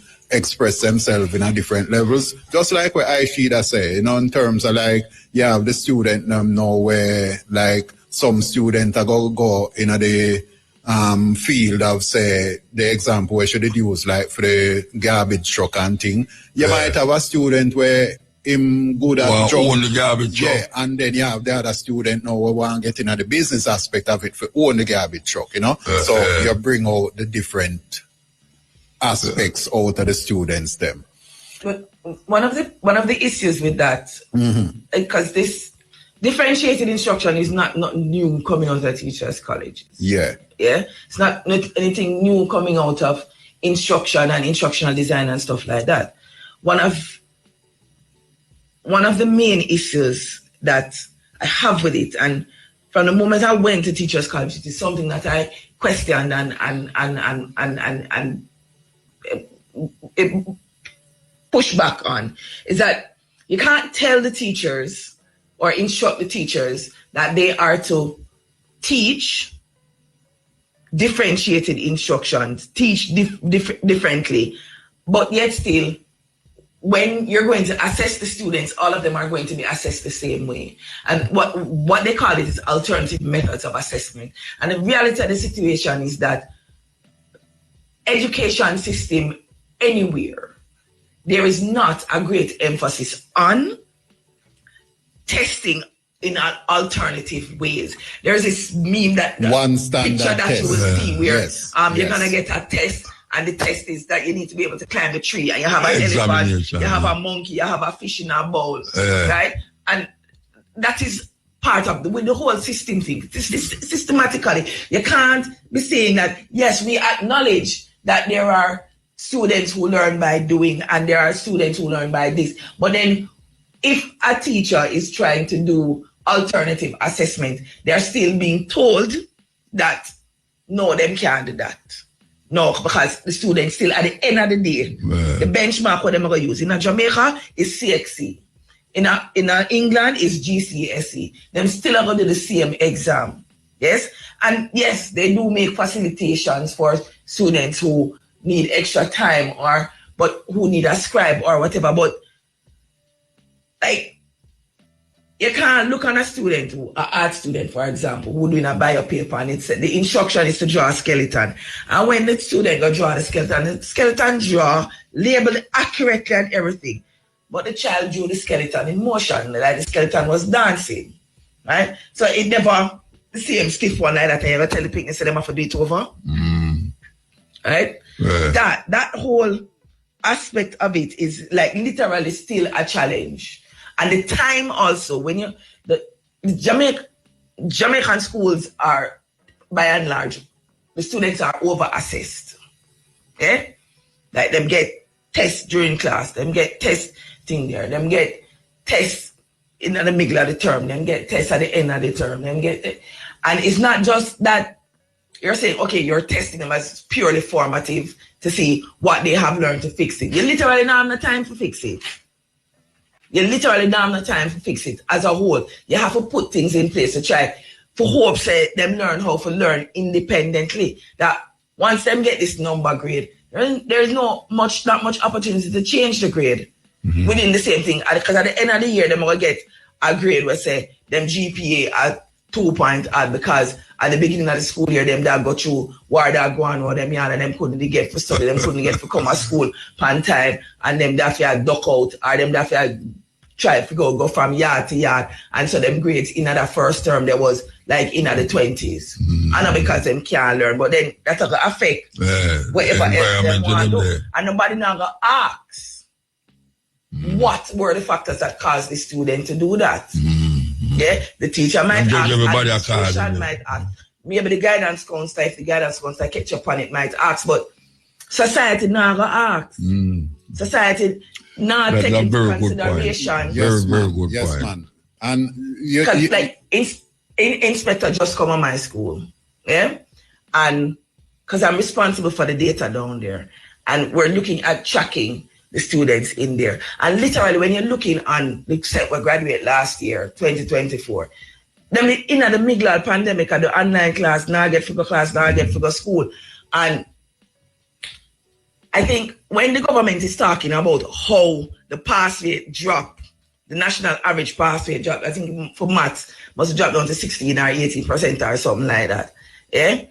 I think, yeah, it's bad. I'm not saying no bad. Nobody at dispute said bad. But there's an underlying thing I go on. Them now push the part out there. You will hear them in some little corner say, oh, we need to what were the mitigating things that we did to combat the effects of the pandemic. But nothing practical was done. They never build no extra spaces. They never do no major pull out for students who didn't miss school because they never have no device. Oh, no Wi-Fi, no there. The whole social inequity. Nothing was done. We didn't just expect those children to drop back up and continue. Once you come back to school, to drop back and continue. And then you have people who will tell the people them say, oh, you can't do this or oh, you never do that. But why? Why was that happening? I wonder if anybody out there wants to say something in this conversation. Because the program's so done, you know.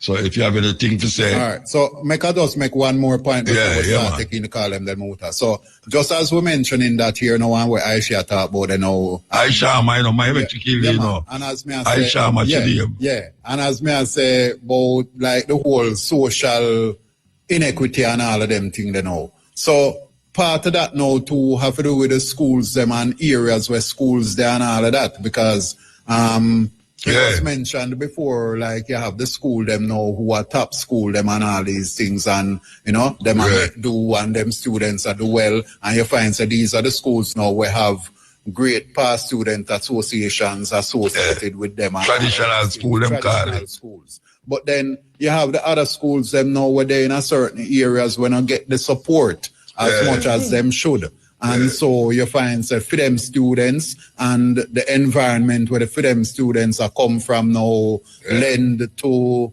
a different behavior. Yeah, man. So that is a whole thing another thing too. Meaning say for me, I find it strange and weird when like even when me there now down on the North Coast you have in my vicinity 1, 2, 3 high schools in a like about a 15-minute driving distance from where me there. But then you have people in my area now who sell them picnic go school all the way up at Brownstown or all the way at Highgate because them school they are the traditional name brand school them, which is more than an hour away from where we live. Yeah, man, and I find that wrong. Meaning, say students will go school in the area where them live, and so the government need to make sure say them student there, them school there up to the point and up to the par and up to the level that parents have to go through them inequity there. 3-4 bus fare for one picnic. As a systemic issue, when it comes onto equity in education, one of the things is if you acknowledge that you're using an entrance exam, what them call PEP, it become PEP now. If you have to say that if a student get a particular grade, then they will be placed at that school. The reality of the situation is that what should happen is students who get in the lower end of the grades, whatever schools they are going to, the reality of the situation is that the government is supposed to be pushing more resources to those schools. So when the ministry says that, they have maths coaches and they have literacy experts and stuff like that, and them say that they have these things in place, but they're not utilizing them properly. So if you say, all right, you have a maths coach for this cluster of schools, it means that them supposed to go in at the school them and help out, where instead of still have the 50 are picking them in the class, or the 40 are picking them in the class. Yeah? Them supposed to be pushing more resources in there, more people in there. People at the special at Michael and special at the different school and can't get working in Jamaica. Because the government now pay them for them specialization. When it's not that it's not needed, it is needed. But them not putting them in there as that social. A reading specialist are going to school and end up having to teach English because the school don't have a position for them in that capacity. It's more than needed because, as you said, when you have like 50 students in a class and one teacher, no assistant, and all of that administration have to be done in terms of like all when exam time come around and you have to mark grades and do papers and comments for parents, report and all of them. And one teacher. Yeah. I wonder if this is why you came to stay with me and I see you're doing peer classwork in the place. Yes. So why you come and stay with me? Why you just go to school? No, I noticed that I slept as well. No, the plan was to sleep. I thought you was on holiday 2 day holiday. See, because that is not even holiday. The thing is when you have. Well, I could take this call. Yes, hello. Hello, Bridget. Yeah, blessed man. Yeah, man. You see the money what the Bridget talk about there. Yeah. Which money? Brother. The money from the 60s and the 60s. Yeah, at the 21 rich family, them when get the money there, you know. Oh, yeah? They when come to build the school. Yeah, the same 21 family I run Jamaica all now. Okay. Yeah. All right, well, we hear you. Yeah, man. So they will get you back in 10th. They will get you in 10th and give back to the politician at the time, the prime minister, when they run election, instead of build the school them. Okay. So I know they have the money sit down for and you have no from them time they win at the debt. So you think say from 63 till now, them still have the money that sit down? Them not build a hotel with it?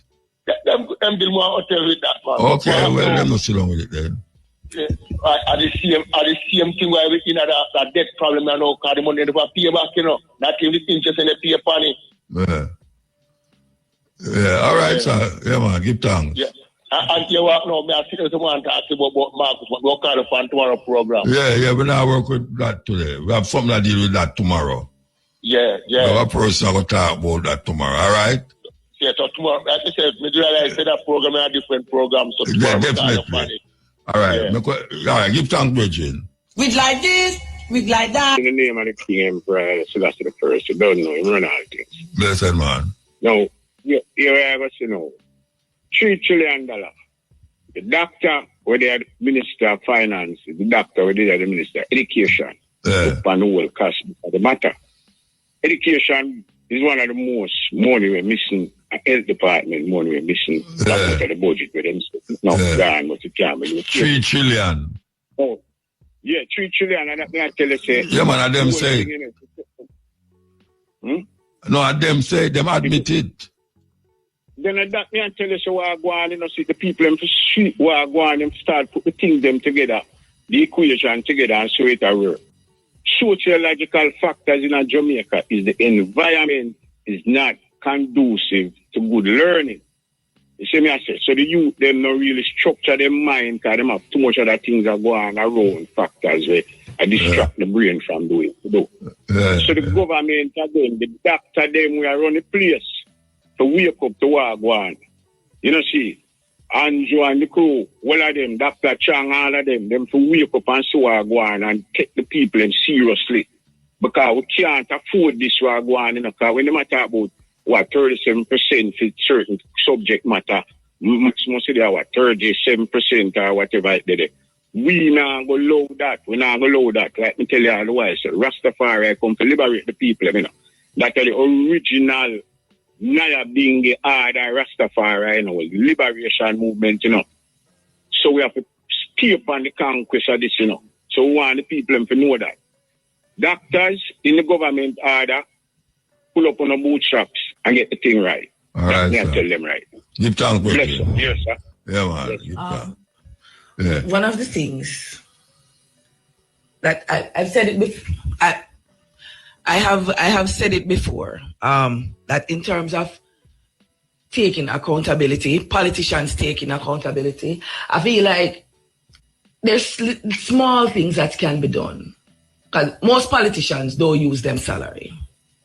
Yeah, because them get them little perks and traveling and them get them drive and all of these things.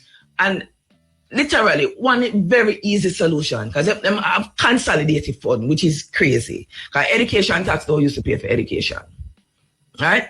But if every single politician, from councillor, go all the way up, based on like maybe a percent, and not even a percentage, drop $5,000 in a one pool every month, because I whole heap of politician out there. $5,000 in a one pool every month, and every month the money that go to a different school, different type of school, primary, early childhood, high school, right? For use for resources, for put in, whether it's equipment, whether it's replace equipment, or for provide resources for a department or whatever, and just circulate it every year throughout the different school. You start with the school and have the least amount of resources. Because you have 60 politicians already, just in a parliament alone. You have so just like alone. We're not talking about the council them. We're not talking about opposition.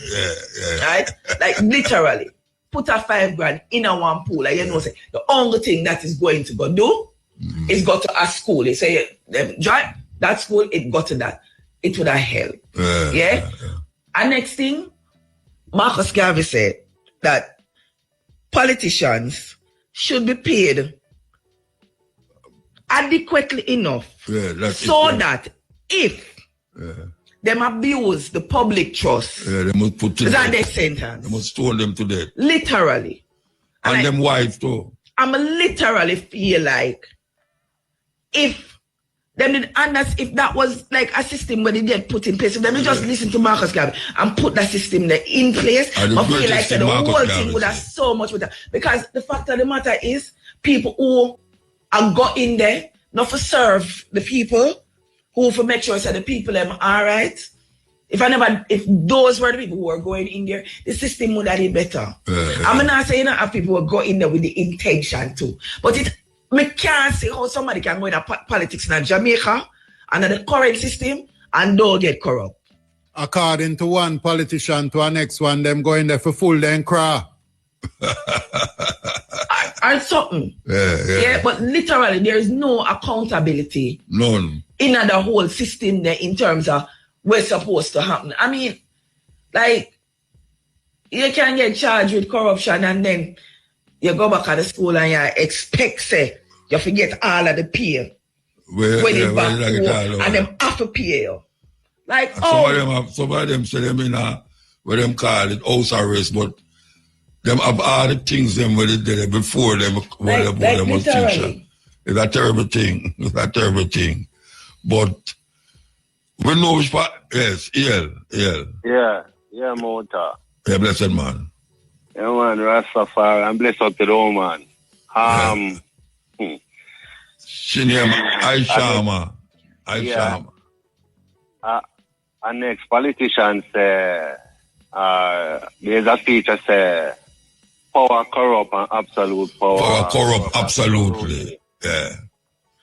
To me, mates, we live in a very corrupt world. All right, you want to know, you can't take out the whole time, so you have to talk fast. 1 minute. All right, miss. I'm not that educated person, right? Yet still, me get time among students in class. I'm a little girl, young, I go to basic school. And nowadays, I talk already on program on this station where I go on basic school and you have a little girl. She's like stubborn. Nobody can really tell her what to do. And if you tell her what to do and you go like you want to go like you're tough, look at she's in she go like she's tougher than you. And the teacher give me a day in the class. Because I always tell them, I don't think I like how they approach the teachers to these children, right? And when I'm in the class, I look at everybody what they are doing, right? And me say, me give them something to do, and when we observe this little girl, how she behave, I go to her and I never force her to do nothing. You know what I try to do? Reason with her. You know, as young as she is, and start to tell her some things like, you want people call you dunce? You go up and you can't read, and people call you say you can't read. The more reason with her and try to inspire her to want to learn. And that day the child do all her work. She do her work. And my little girl, I go to school, and when I teach her look for me, and they ask me, say, I tell her, I'm not a bright person. I think me get a one pick me and she have to go to school, and me have to make sure she learn. Me make sure she go learn. So, she teacher look for me and ask me, say, how will you do to your child, make? She can't do her work the way she do her work. And I say to myself, but I hear you are teaching. Or you don't know if you deal with children to make sure you get the best out of them. That, me never say it to the teacher, you know, but me say it to myself when she ask me that. Because the point is, me I go look on who in front of me, like how me are the elder one then. And me suppose I can look on what they are doing and analyze them situation and know how to approach each student. So if you give me a class that with 20 picnic, right, I gotta analyze everybody. Those who me say I do them work well enough, because probably them have a parents that help them at home. You have some parents now help them pick at home. So they might be a little more backwards. So me, you know, I gotta spend more time round the picnic them who seems more backward to try bring them up to the levels where the other children are in. I think the approach of education is not proper in Jamaica, probably out in the world too. As Melissa Cabo program one day, and she interview a lady where said to her next, where our next lady said to her, but if we teach them and make sure that them learn properly, who are come wash the clothes, who are come do certain things for us. You know, I think there's a system though. We definitely don't want us to be at the levels of education so that we can be like servants, slaves. You know, something just not right, you know. All right, I agree, anyway, but I just want to respond to what you said in that nutshell. So all of those things that you're saying, consider this, that you have a teacher, a human being who probably have 1, 2, 3, or however many children at home, not getting paid enough, have 40 or 30 odd students in that class dealing with on a regular basis. When children just meet you, they behave a particular way. After them get used to you, there's a different side of them that you will see. Because I've heard people say, soldier people say, oh, they just want somebody come in front of them and discipline them. And man come in front of them and have a runway, like big army captain or whatever, have a runway. Yeah. And I agree with you in that the system need to sort out, that the approach to teaching needs to be addressed. But there's a holistic aspect of it that people want to look at and say, oh, is the teacher not dealing with the students properly? Yeah. But you have to consider that as a human being, there are lots of other factors. The teacher probably not have enough resources to be able to do that differentiation there. Yeah? The teacher have to be creative. And it's hard for creative when the school every single year, ministry and administration are drop on whole heap of other tasks. We have to do up. I mean, like when I was in England, yeah, I literally did not have to write any lesson plans, because they had the resource that was there that you needed to go in. You make amendments to it just to suit the students that you have. But it's a matter of fixing it up to address that, as opposed to having to create everything from scratch. And that is another aspect of it. All of the administrative work. In England, literally, register is just, you go up on the computer way in front of you and you take the register here. Teacher have to take register, then them have to go go in a one book and write up the numbers in there. Then them have to put it on one computer system, even though them say computer, but ministry still want book and pen and paper information in there. That there's contradictory stuff slamming the teachers left, right, and center. And at the same time, you're expected to mark 40 odd book with 5, 6, 7, 8 different subjects. If a primary school is there, in a high school, it is you have 6, 7, 8 classes where you have 40 odd students to do. You have a set exam, you have a set assessment, you have a set test, you have to mark them, you have to report on them. And so all of those things need to be addressed within the system. Has to be addressed. Yeah, man. Apart from addressing and helping the teachers, one teacher, to understand how to do the things and how to make life a little easier, so them to drop down and then on the job. Sure. And all right. Me there school and me talk to teach about everybody it, think them can teach until, but them now go in our classroom, go stand up in front of the 40 and picking them. Yeah.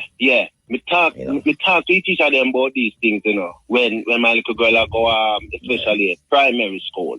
She just started high school now. Right? And them say is where them gives them to do, cause me observe what is happening and me say, why am I not approaching it this way? And them say, but away the other one, them, the Ministry of Education give us to do and we have to do what them say.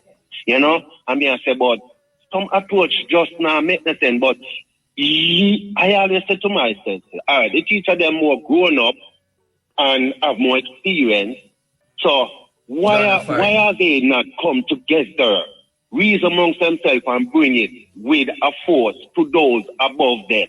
Because in the end, if things not go right, the children them are gonna feel it the most, because they are the most delicate and inexperienced one. You know, so I feel like the grown up need faith. Me, so all bad things are going on say. Sometimes I sit down, I not know what to say, you know. Ministry conducts consultations on regular basis. And what generally tends to happen is that they take these things, put them into a report. Some consultants say, this is my report, this is what I say. And then say, okay, we're going to put this into place. Based on what the teacher them experience, tell them. Teacher don't get compensated, but consultant get paid how much millions of dollars to get information from the teacher them. Yeah? All right, then. So all of those things. And again, I not say it not for fix. I not say it can't fix.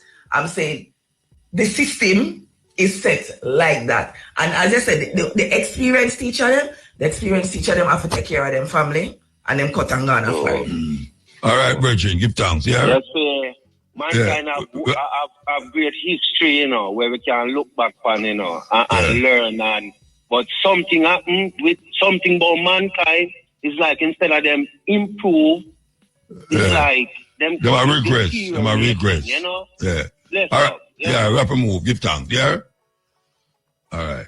Yeah, this is the cutting edge, different vibes. You know, we talk to an international teacher here, I must say, and also one who has traveled a few continents, and we give thanks. So she come back to Jamaica too, after sojourning out there, and realize, you know, we're no better than yard. We should have really gone away yet still, because she don't start to teach in Africa yet. Like Ghana, we should go. Which time you go to Ghana? One time you go to Ghana. South Africa. And you know, go Brazil yet neither. Yeah. You go Brazil? You go Brazil? Go teach? Oh, you need to teach? No, you go to Brazil with me. You know, go Brazil to teach. Yes, EL. Yeah, blessed. Blessed, man. Yeah, man. You see, you are Muta. With the teaching thing there. You see, the environment of the youth them there that affect still, but at the same time, you see, if the man and the build the school them, because watch me, Trinidad build them school, you know. All of the Barbados build them school because the whole of the Caribbean island them get the money to build them school, you know. And Jamaica for build over 200 school and them going to build 51. Them build them say 51, and when one of the when them do the hard time, it's a open land. It's a open land school of address and it's a open land. Then no school no build. You see it, so it's just a show, you know, from them time there. any of them school that it build, you wouldn't find 50 people in a one class, and you wouldn't find the shift business after coming in. Yeah, you understand? The shift business will come in at Jamaica. When you look when a teacher teach 50 people, you know, and the whole of them are on the same level, you know, is that dangerous thing, you know? See? Yeah. So, you know, when you look all the way back star, them politicians, you know, them slope Jamaica. You know, slope Jamaica, and now them get a chance to start up Jamaica on a level where write a good constitution where we can hold them accountable, that them are that from them no want deal with that neither. You understand? So we have to wonder where Jamaica go. You understand? It's like I just back where Jamaica go through them politicians. You see? But we have to just show the youth them, and the youth them phone powerful enough. You know, say, me know man we all learn language off a phone. Yeah, well, you have apps to teach you. You have apps to teach you language. You have AI where repeat the word to you and I correct you and all them something there. So what do you them to do? A man can use them phone, man. I don't know in them time, you know, them shall really that improve because we don't still have 18% seeing a youth pass all 5 subject and all them thing there. You know, it really gone low motor. Yeah. You know? It really gone low. All right, you know? sir. Keep plan. Are you that time of the studio? Yeah, man. You me say it, man. Yeah, big. One out of two. Yeah, 1 out of 2. I know 2 that man. She travel the world too. Yeah, like that. Yeah, well, she used to go with me, but she get big now and I go by herself. And I go by herself. Yeah, you know. Yeah, man. Really bless up, you know, because watch me. You see, human rights on the whole level, because to me, it's a matter of human rights. It's a matter of enough countries in South America and make me going, seeing card, you know, I saw me get to deal with all the language thing there. Okay, you know? okay. So, all right. You know, but anyway, yeah, man, bless her up, man. Yeah, man, give thanks, man. She hear you, man. She hear you. Irie. Yeah, man, bless her. Yeah.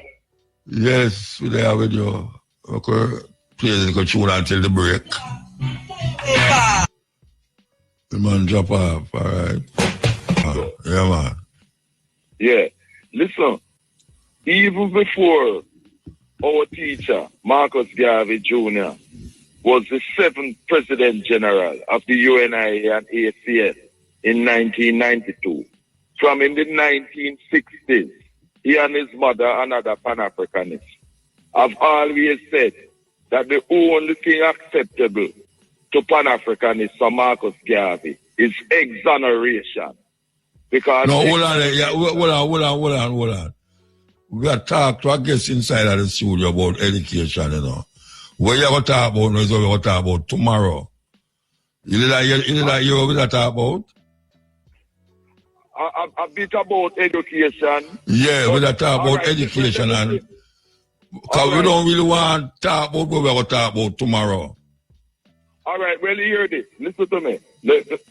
I'm going to mention something about education then, right? Because I heard a bit of that. I'm just saying exoneration and not pardon, because pardon means he was guilty and he was innocent. Yeah, we know respect that. To education, with respect to education, yeah. My parents were head teachers. And because of that, I have known that it is most important that the number of students per teacher is absolutely important. And having 40 or 50 in a class is very, very bad in terms of... Ridiculous. Yes. In fact, the very most I would say that a class should have, the very most should be 30. The very most. That don't sound too much to you still. What's that? That don't sound too much to you still. No, you notice I said the very most. So really and truly, we're talking like, say, between 20 and 25. You understand? Wait, hold on. Wait about that, Aishi, Shama. Yeah, that's what the ministry says as well, that the student... So that 30? The student-to-teacher ratio should be 25-1. So what you think about it? Which is what I just... No. Shall say you are still where the system say. No, but yeah, that is a reasonable number. I mean, that's a reasonable number, on what you can reasonably expect one person in a room to deal with when you're supposed to be teaching. So that's 25-1 is a reasonable thing. Yeah. All right. Yes. Which is what I said based on the fact of, as I told my parents, being head teachers for years, so I know that type of thing, and with schools. And even with Marcus Garvey Jr., my physics teacher, and others at Kingston Technical, Campion College, etc., is that kind of ratio. It was roughly... we never have 50 school students in one class. No, at all. Yeah, precisely. That's what I just said. Yeah, so like madness. Exactly. You know what I mean? It's madness. You know what I mean? It's really dumbing down, and this is the kind of thing that the government in Jamaica is supposed to be dealing with properly, instead of dealing with other matters that are not advancing the country.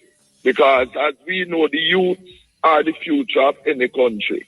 And if the youths are not catered for educationally, then the society will retrogress and not progress. You know? Those are the real issues that must be dealt with. And talking about education too. And this is why we need, as you and I and others have said, to have, like, say, the philosophy and opinions of Marcus Garvey in the school system and the syllabus also. You know, that is part of it, to give the children in the school a proper understanding or overstanding of our first national hero and that type of thing. You know, that is very, very, very, very important. You know, you see, and thing. All right. And Muta, remember, next year is going to make the 130th anniversary of Kingston Technical High School, you know. Okay. Which was founded in 1896, the very year that Emperor Menelik II of Ethiopia and his army defeated the Italians at the Battle of Adwa in March. You know what I mean? So we have to contribute. And I like the Scotty where you play Kingston Technical Man again, where you play just before the ad break. Lower? Come back, see. That. Scotty. Yeah, man. Yeah. The Kingston Technical. Technical man. David Scott from Westmoreland. All right, sir. You know? Yeah, man. Give time. All right. So, keep on keeping on. Man, you have the exoneration. No part. Fire burn. Hello, good night. Yeah, good night. No one could have talked to the teacher specifically. Yeah, man. Shall listen, man. Oh, yeah. Yeah, man, ask her, what do you think about the migration of teachers? How it affected the children? And if you was the Minister of Education, what would you do to alleviate that problem? Okay. Mm-hmm. So, when it comes to the actual leaving part of it, one of the main reasons that one of the push factors for any sort of migration is quality of life and remuneration. Yeah? One of the things that I've always spoken about when it comes down to remuneration packages for teachers, which is not discussed enough in the public space, is that the majority of the times when the JTA comes to teachers and says, okay, we're going to do contract negotiation, what are the things that you want us to negotiate for? Them usually preface it with say, remember, say the government not have the money. And when all teachers understand, say, no government not have the money. Right? They never have money. And worldwide, it's an issue in terms of teachers moving out. So part of the reason there are spaces for teachers to go into is that teachers are leaving those spaces there. Yeah. In terms of Jamaica, Jamaica has a very strong nationalistic pride, people who are here. And there are a lot of teachers who would stay if it did make sense. And especially men, when you think about for men, as much as I must say Jamaica tends to be a female-headed household, but you have the men who are there also, because you tell a man, say, he's supposed to take care of his family. And you tell him, say, you want male role models in the schools to be there for the male students them. But the pay what them I get is ridiculous and crazy. All right. So you don't have no money for give them. So it's a little bit of money and we give them. The increase a lot crazy. Increase in a salary cannot be less than inflation rate.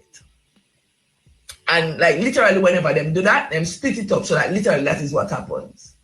So that's a one. That would have to fix. However they need to fix it, that would have need to fix. The other thing is those other things like housing and vehicle concession and stuff like the things that people in a Jamaican society say that's what they're going after. These things need to be put in place. There are a lot of things that can be done. Stuff like registered household of teachers, yeah, get a special rate at Water Commission and Jamaica Public Service. Yeah, those utility companies. And literally them can get tax exemption for fees.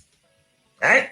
So them can do tax exemption for those companies and you literally give the teacher. So one light, the household registered to the teacher, say you get a particular that because literally these are the things. Being able to spend money, like literally the whole of your money go towards your bills among time.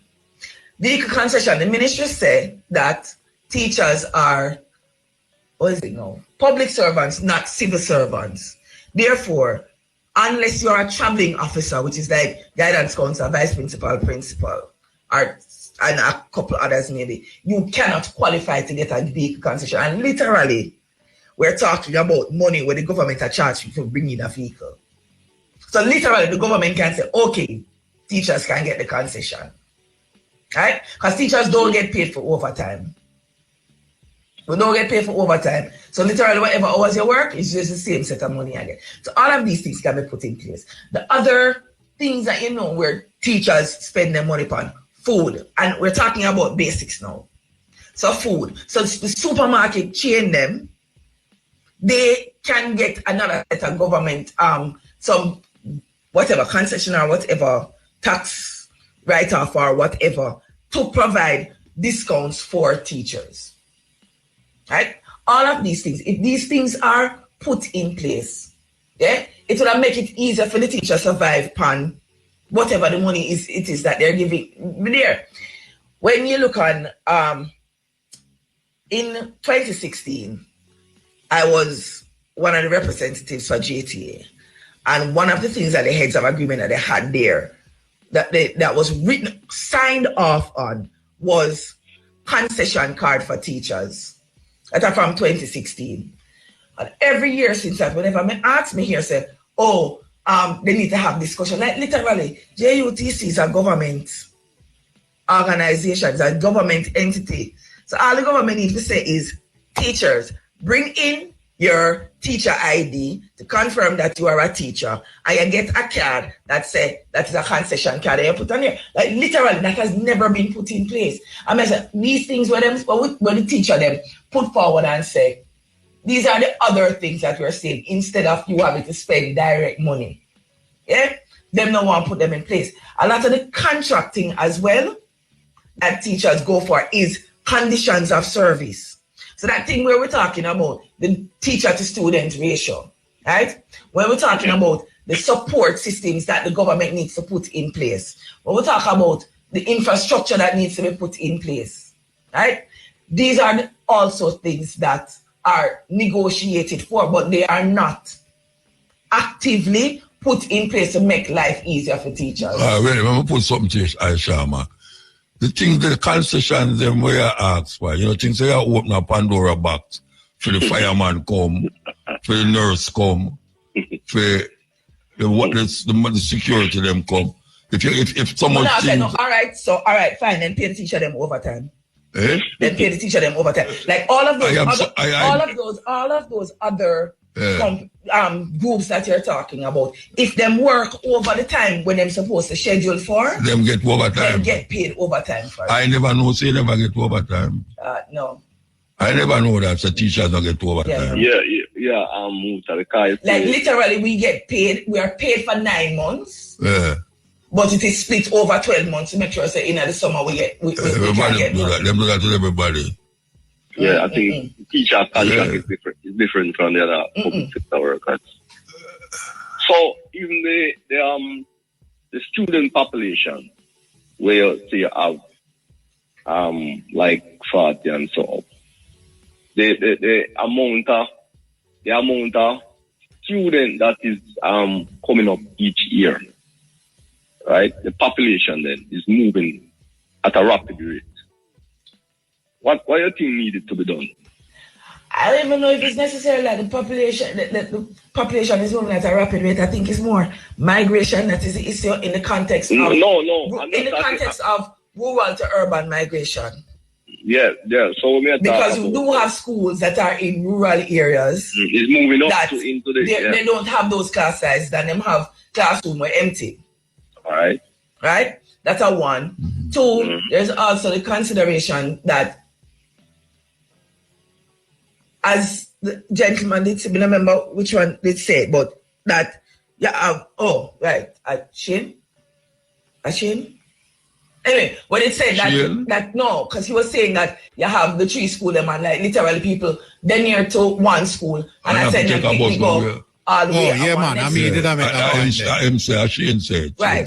So, in terms of ensuring that the quality of education in all of the institutions is on par. So if you have high achieving students within the area, when them go at a particular school, they're supposed to get high quality education, whichever way. So if you cater to the science student, then the facility is supposed to be there. The lab yes, man, that's my point. Well started out, well equipped, all of that that. If you have the low attaining students, then it means you have pull-out classes where you can have with the specialists them to help them to reintegrate them in the regular classes eventually. Yeah. So all that is the other aspect of it in terms of the sizes and stuff like that, because you have schools that are underpopulated. Right? While you have other schools that are overpopulated. So it's not distributed across the island. Yes, sir. All right, sir. Yeah, man. Respect for the talk, yeah, man, give thanks. Guidance session. Yeah, I don't know why should I do that program another day. Just to add one more thing, in terms of like with the migration something too, there are a lot of teachers who would come back to Jamaica. Yeah, only for them come back. No. There are a lot more who would come back. But one of the other things that the ministry have in place, which is ridiculously crazy, is if you leave out of teaching for over a year, when you come back, you start at the bottom of the scale. So you who have 20 odd years experience and you go foreign for 5 years to make a little change and come, you say you would have considered for come back. It don't make sense to come back and you make less money than where it start, where it end. And that's crazy. Like literally everywhere else considers yours. When we go to England, I was literally at the top of the scale when we could have did there, and that was my first year there. Yeah? So like literally that is like a next crazy thing. Because I know people come back and go way back because of the same something. Yeah, but when you tell me what you get to England, I feel like I go turn teacher. I go to England, I go turn teacher. When me hear what you get, anyway. Yes, it's a very important subject, very important topic. Because we know it affects everyone. It affects all the doctor them who get taught by a teacher. It affects every farmer who get taught by a man who into agriculture. So we need to really watch how it work out and say, so what is your plan now? Seeing that back at KC, you had, or them not give you principal. I think you come back as principal. No. I mean, that is not anywhere in my plan at all. I do not like administration. Oh, the principal is just administrator. No, I mean, you have principal and vice principal will teach too, but they say the hardest part of any job are the people. The principal at Kentucky can never used to teach. Him sit down in my office every day. No, but my principal not teach either. Most principals don't teach. But that is the problem. There's a not teaching part. And I think I like teaching. I like teaching. Yeah, I like that. I like that. I like it. But like when I go to school at daytime, dealing with the students, them are the best part of the day. Yeah. I mean, you have students where no one do no work or whatever, but I don't have a problem. That's because of where them I go through and whatever. And I feel like it's my responsibility for trying. Students usually say hard though. Yes. And I'm miserable. You're not hard. And I'm miserable. Well, we know that for a long time, but... Yeah. But at the end of the day, I make sure that they understand why. Because it's about being prepared. And your students, them always get big marks. And I can see that, man. You youth them up there with the marks, them, especially when them have bellies there. I send me some big marks. Wow. Yeah, subject awards and all these things. Yeah. Anyway, we give thanks, so you wake up.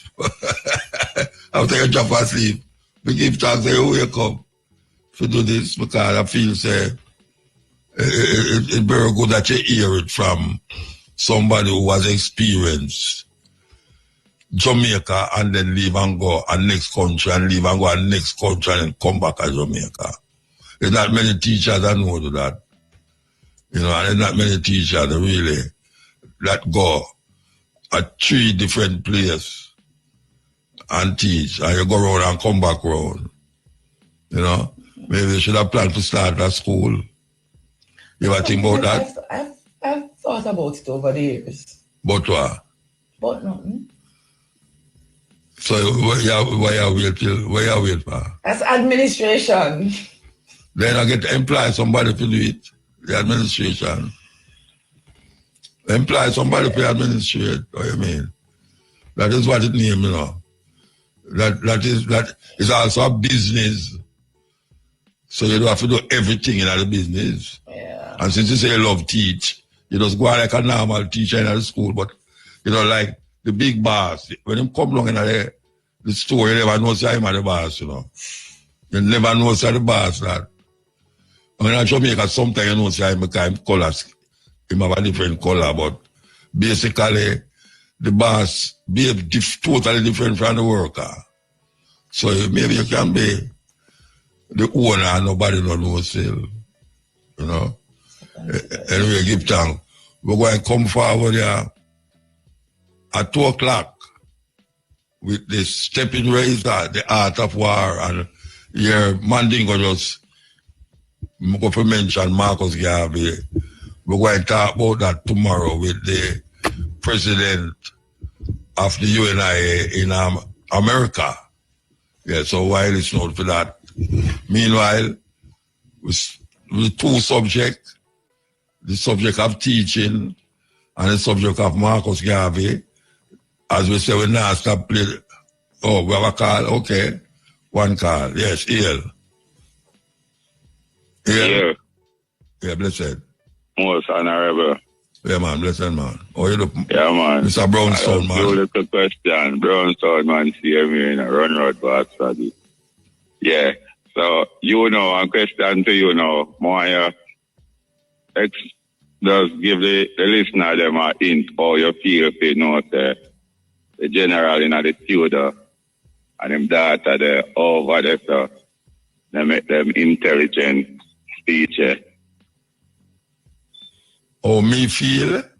How you feel within yourself. Just give you a little hint. I don't feel over me talk to fresh about me talk. I'm tour all over, but like this now, like I first, me really I hear this. No, man, me not talk on radio already, man.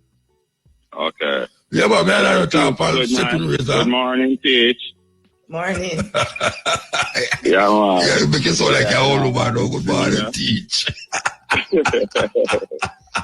Real, man. You sound just like your mom. Where you hear our mom? Where you hear our mom from? Me hear man from the radio. Which radio? I know Jackie. I man. No, man, I know Jackie daughter, this one. Yeah, but she sound like Jackie, might be. She sound like Jackie? Yeah. Eh? No, sir. Really? Maybe the outspokenness, but the sound not sound like. In our region there, for real. The outspokenness, so she show her thoughts. Yeah. Yeah, all right, sir. So teach, how they treat the teachers them back over in the state. No, hold on, man. You gone over the program. Look at you try to go over about the program, Rasta. Come on, I quick and fast thing, man. I just a quick thing, yeah. If I ask you, them teach, them treat the teacher, them.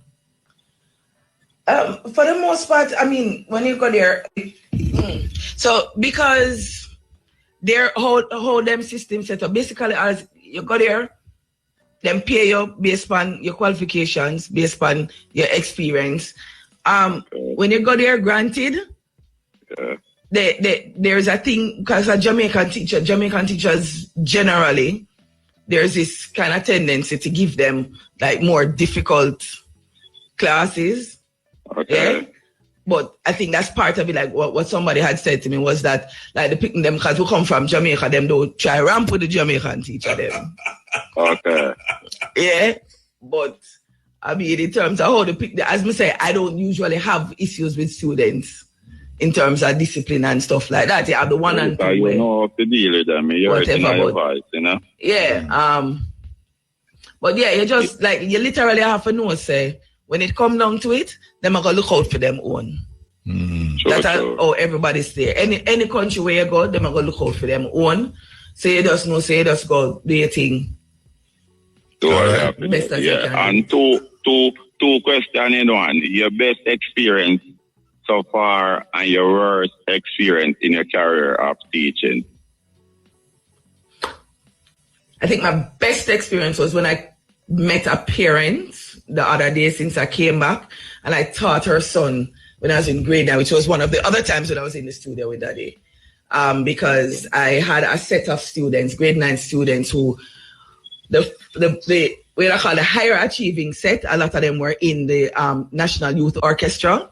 And that's how they do the music. Carried them to the studio. Yeah. And then the other set was just like, they were more into popular music, so dancehall and every minute a beat rhythm in my class and whatever. And I took them, I gave them an assignment as a revision exercise in groups to create a song or a poem or something like that. And I took them to the studio and they recorded it and we created a CD from it with the lyrics and everything, like official CD with sleeve and everything. That was the time when he was in the studio, don't I already watch it? Yeah, that's one of them did come with the pan radio. And the parent was telling me that for her, when our son did come home with the CD in his hand, because he was like literally now him there in England now too, apparently, and him there in a chamber choir and all of these things, and the school where him there, they get scholarship because I'm singing and stuff like that, and he was a lead for the KC choir, chapel choir concert. The worst thing. Worst thing.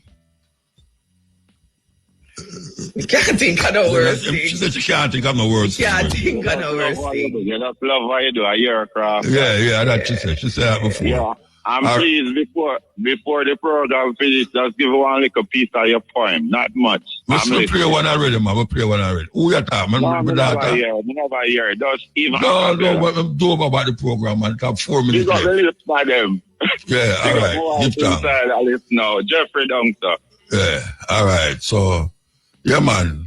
I hear up Shane Clark. And Shane don't feel no way to come in at the conversation no matter why, you know.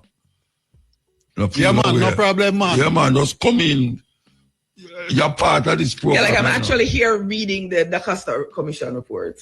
Yeah. Yeah, man, it's a good read. Yeah, you make sure I go read it. Sit down there and read it. Sit down there and read it. All right. She's receptive that way there. All right.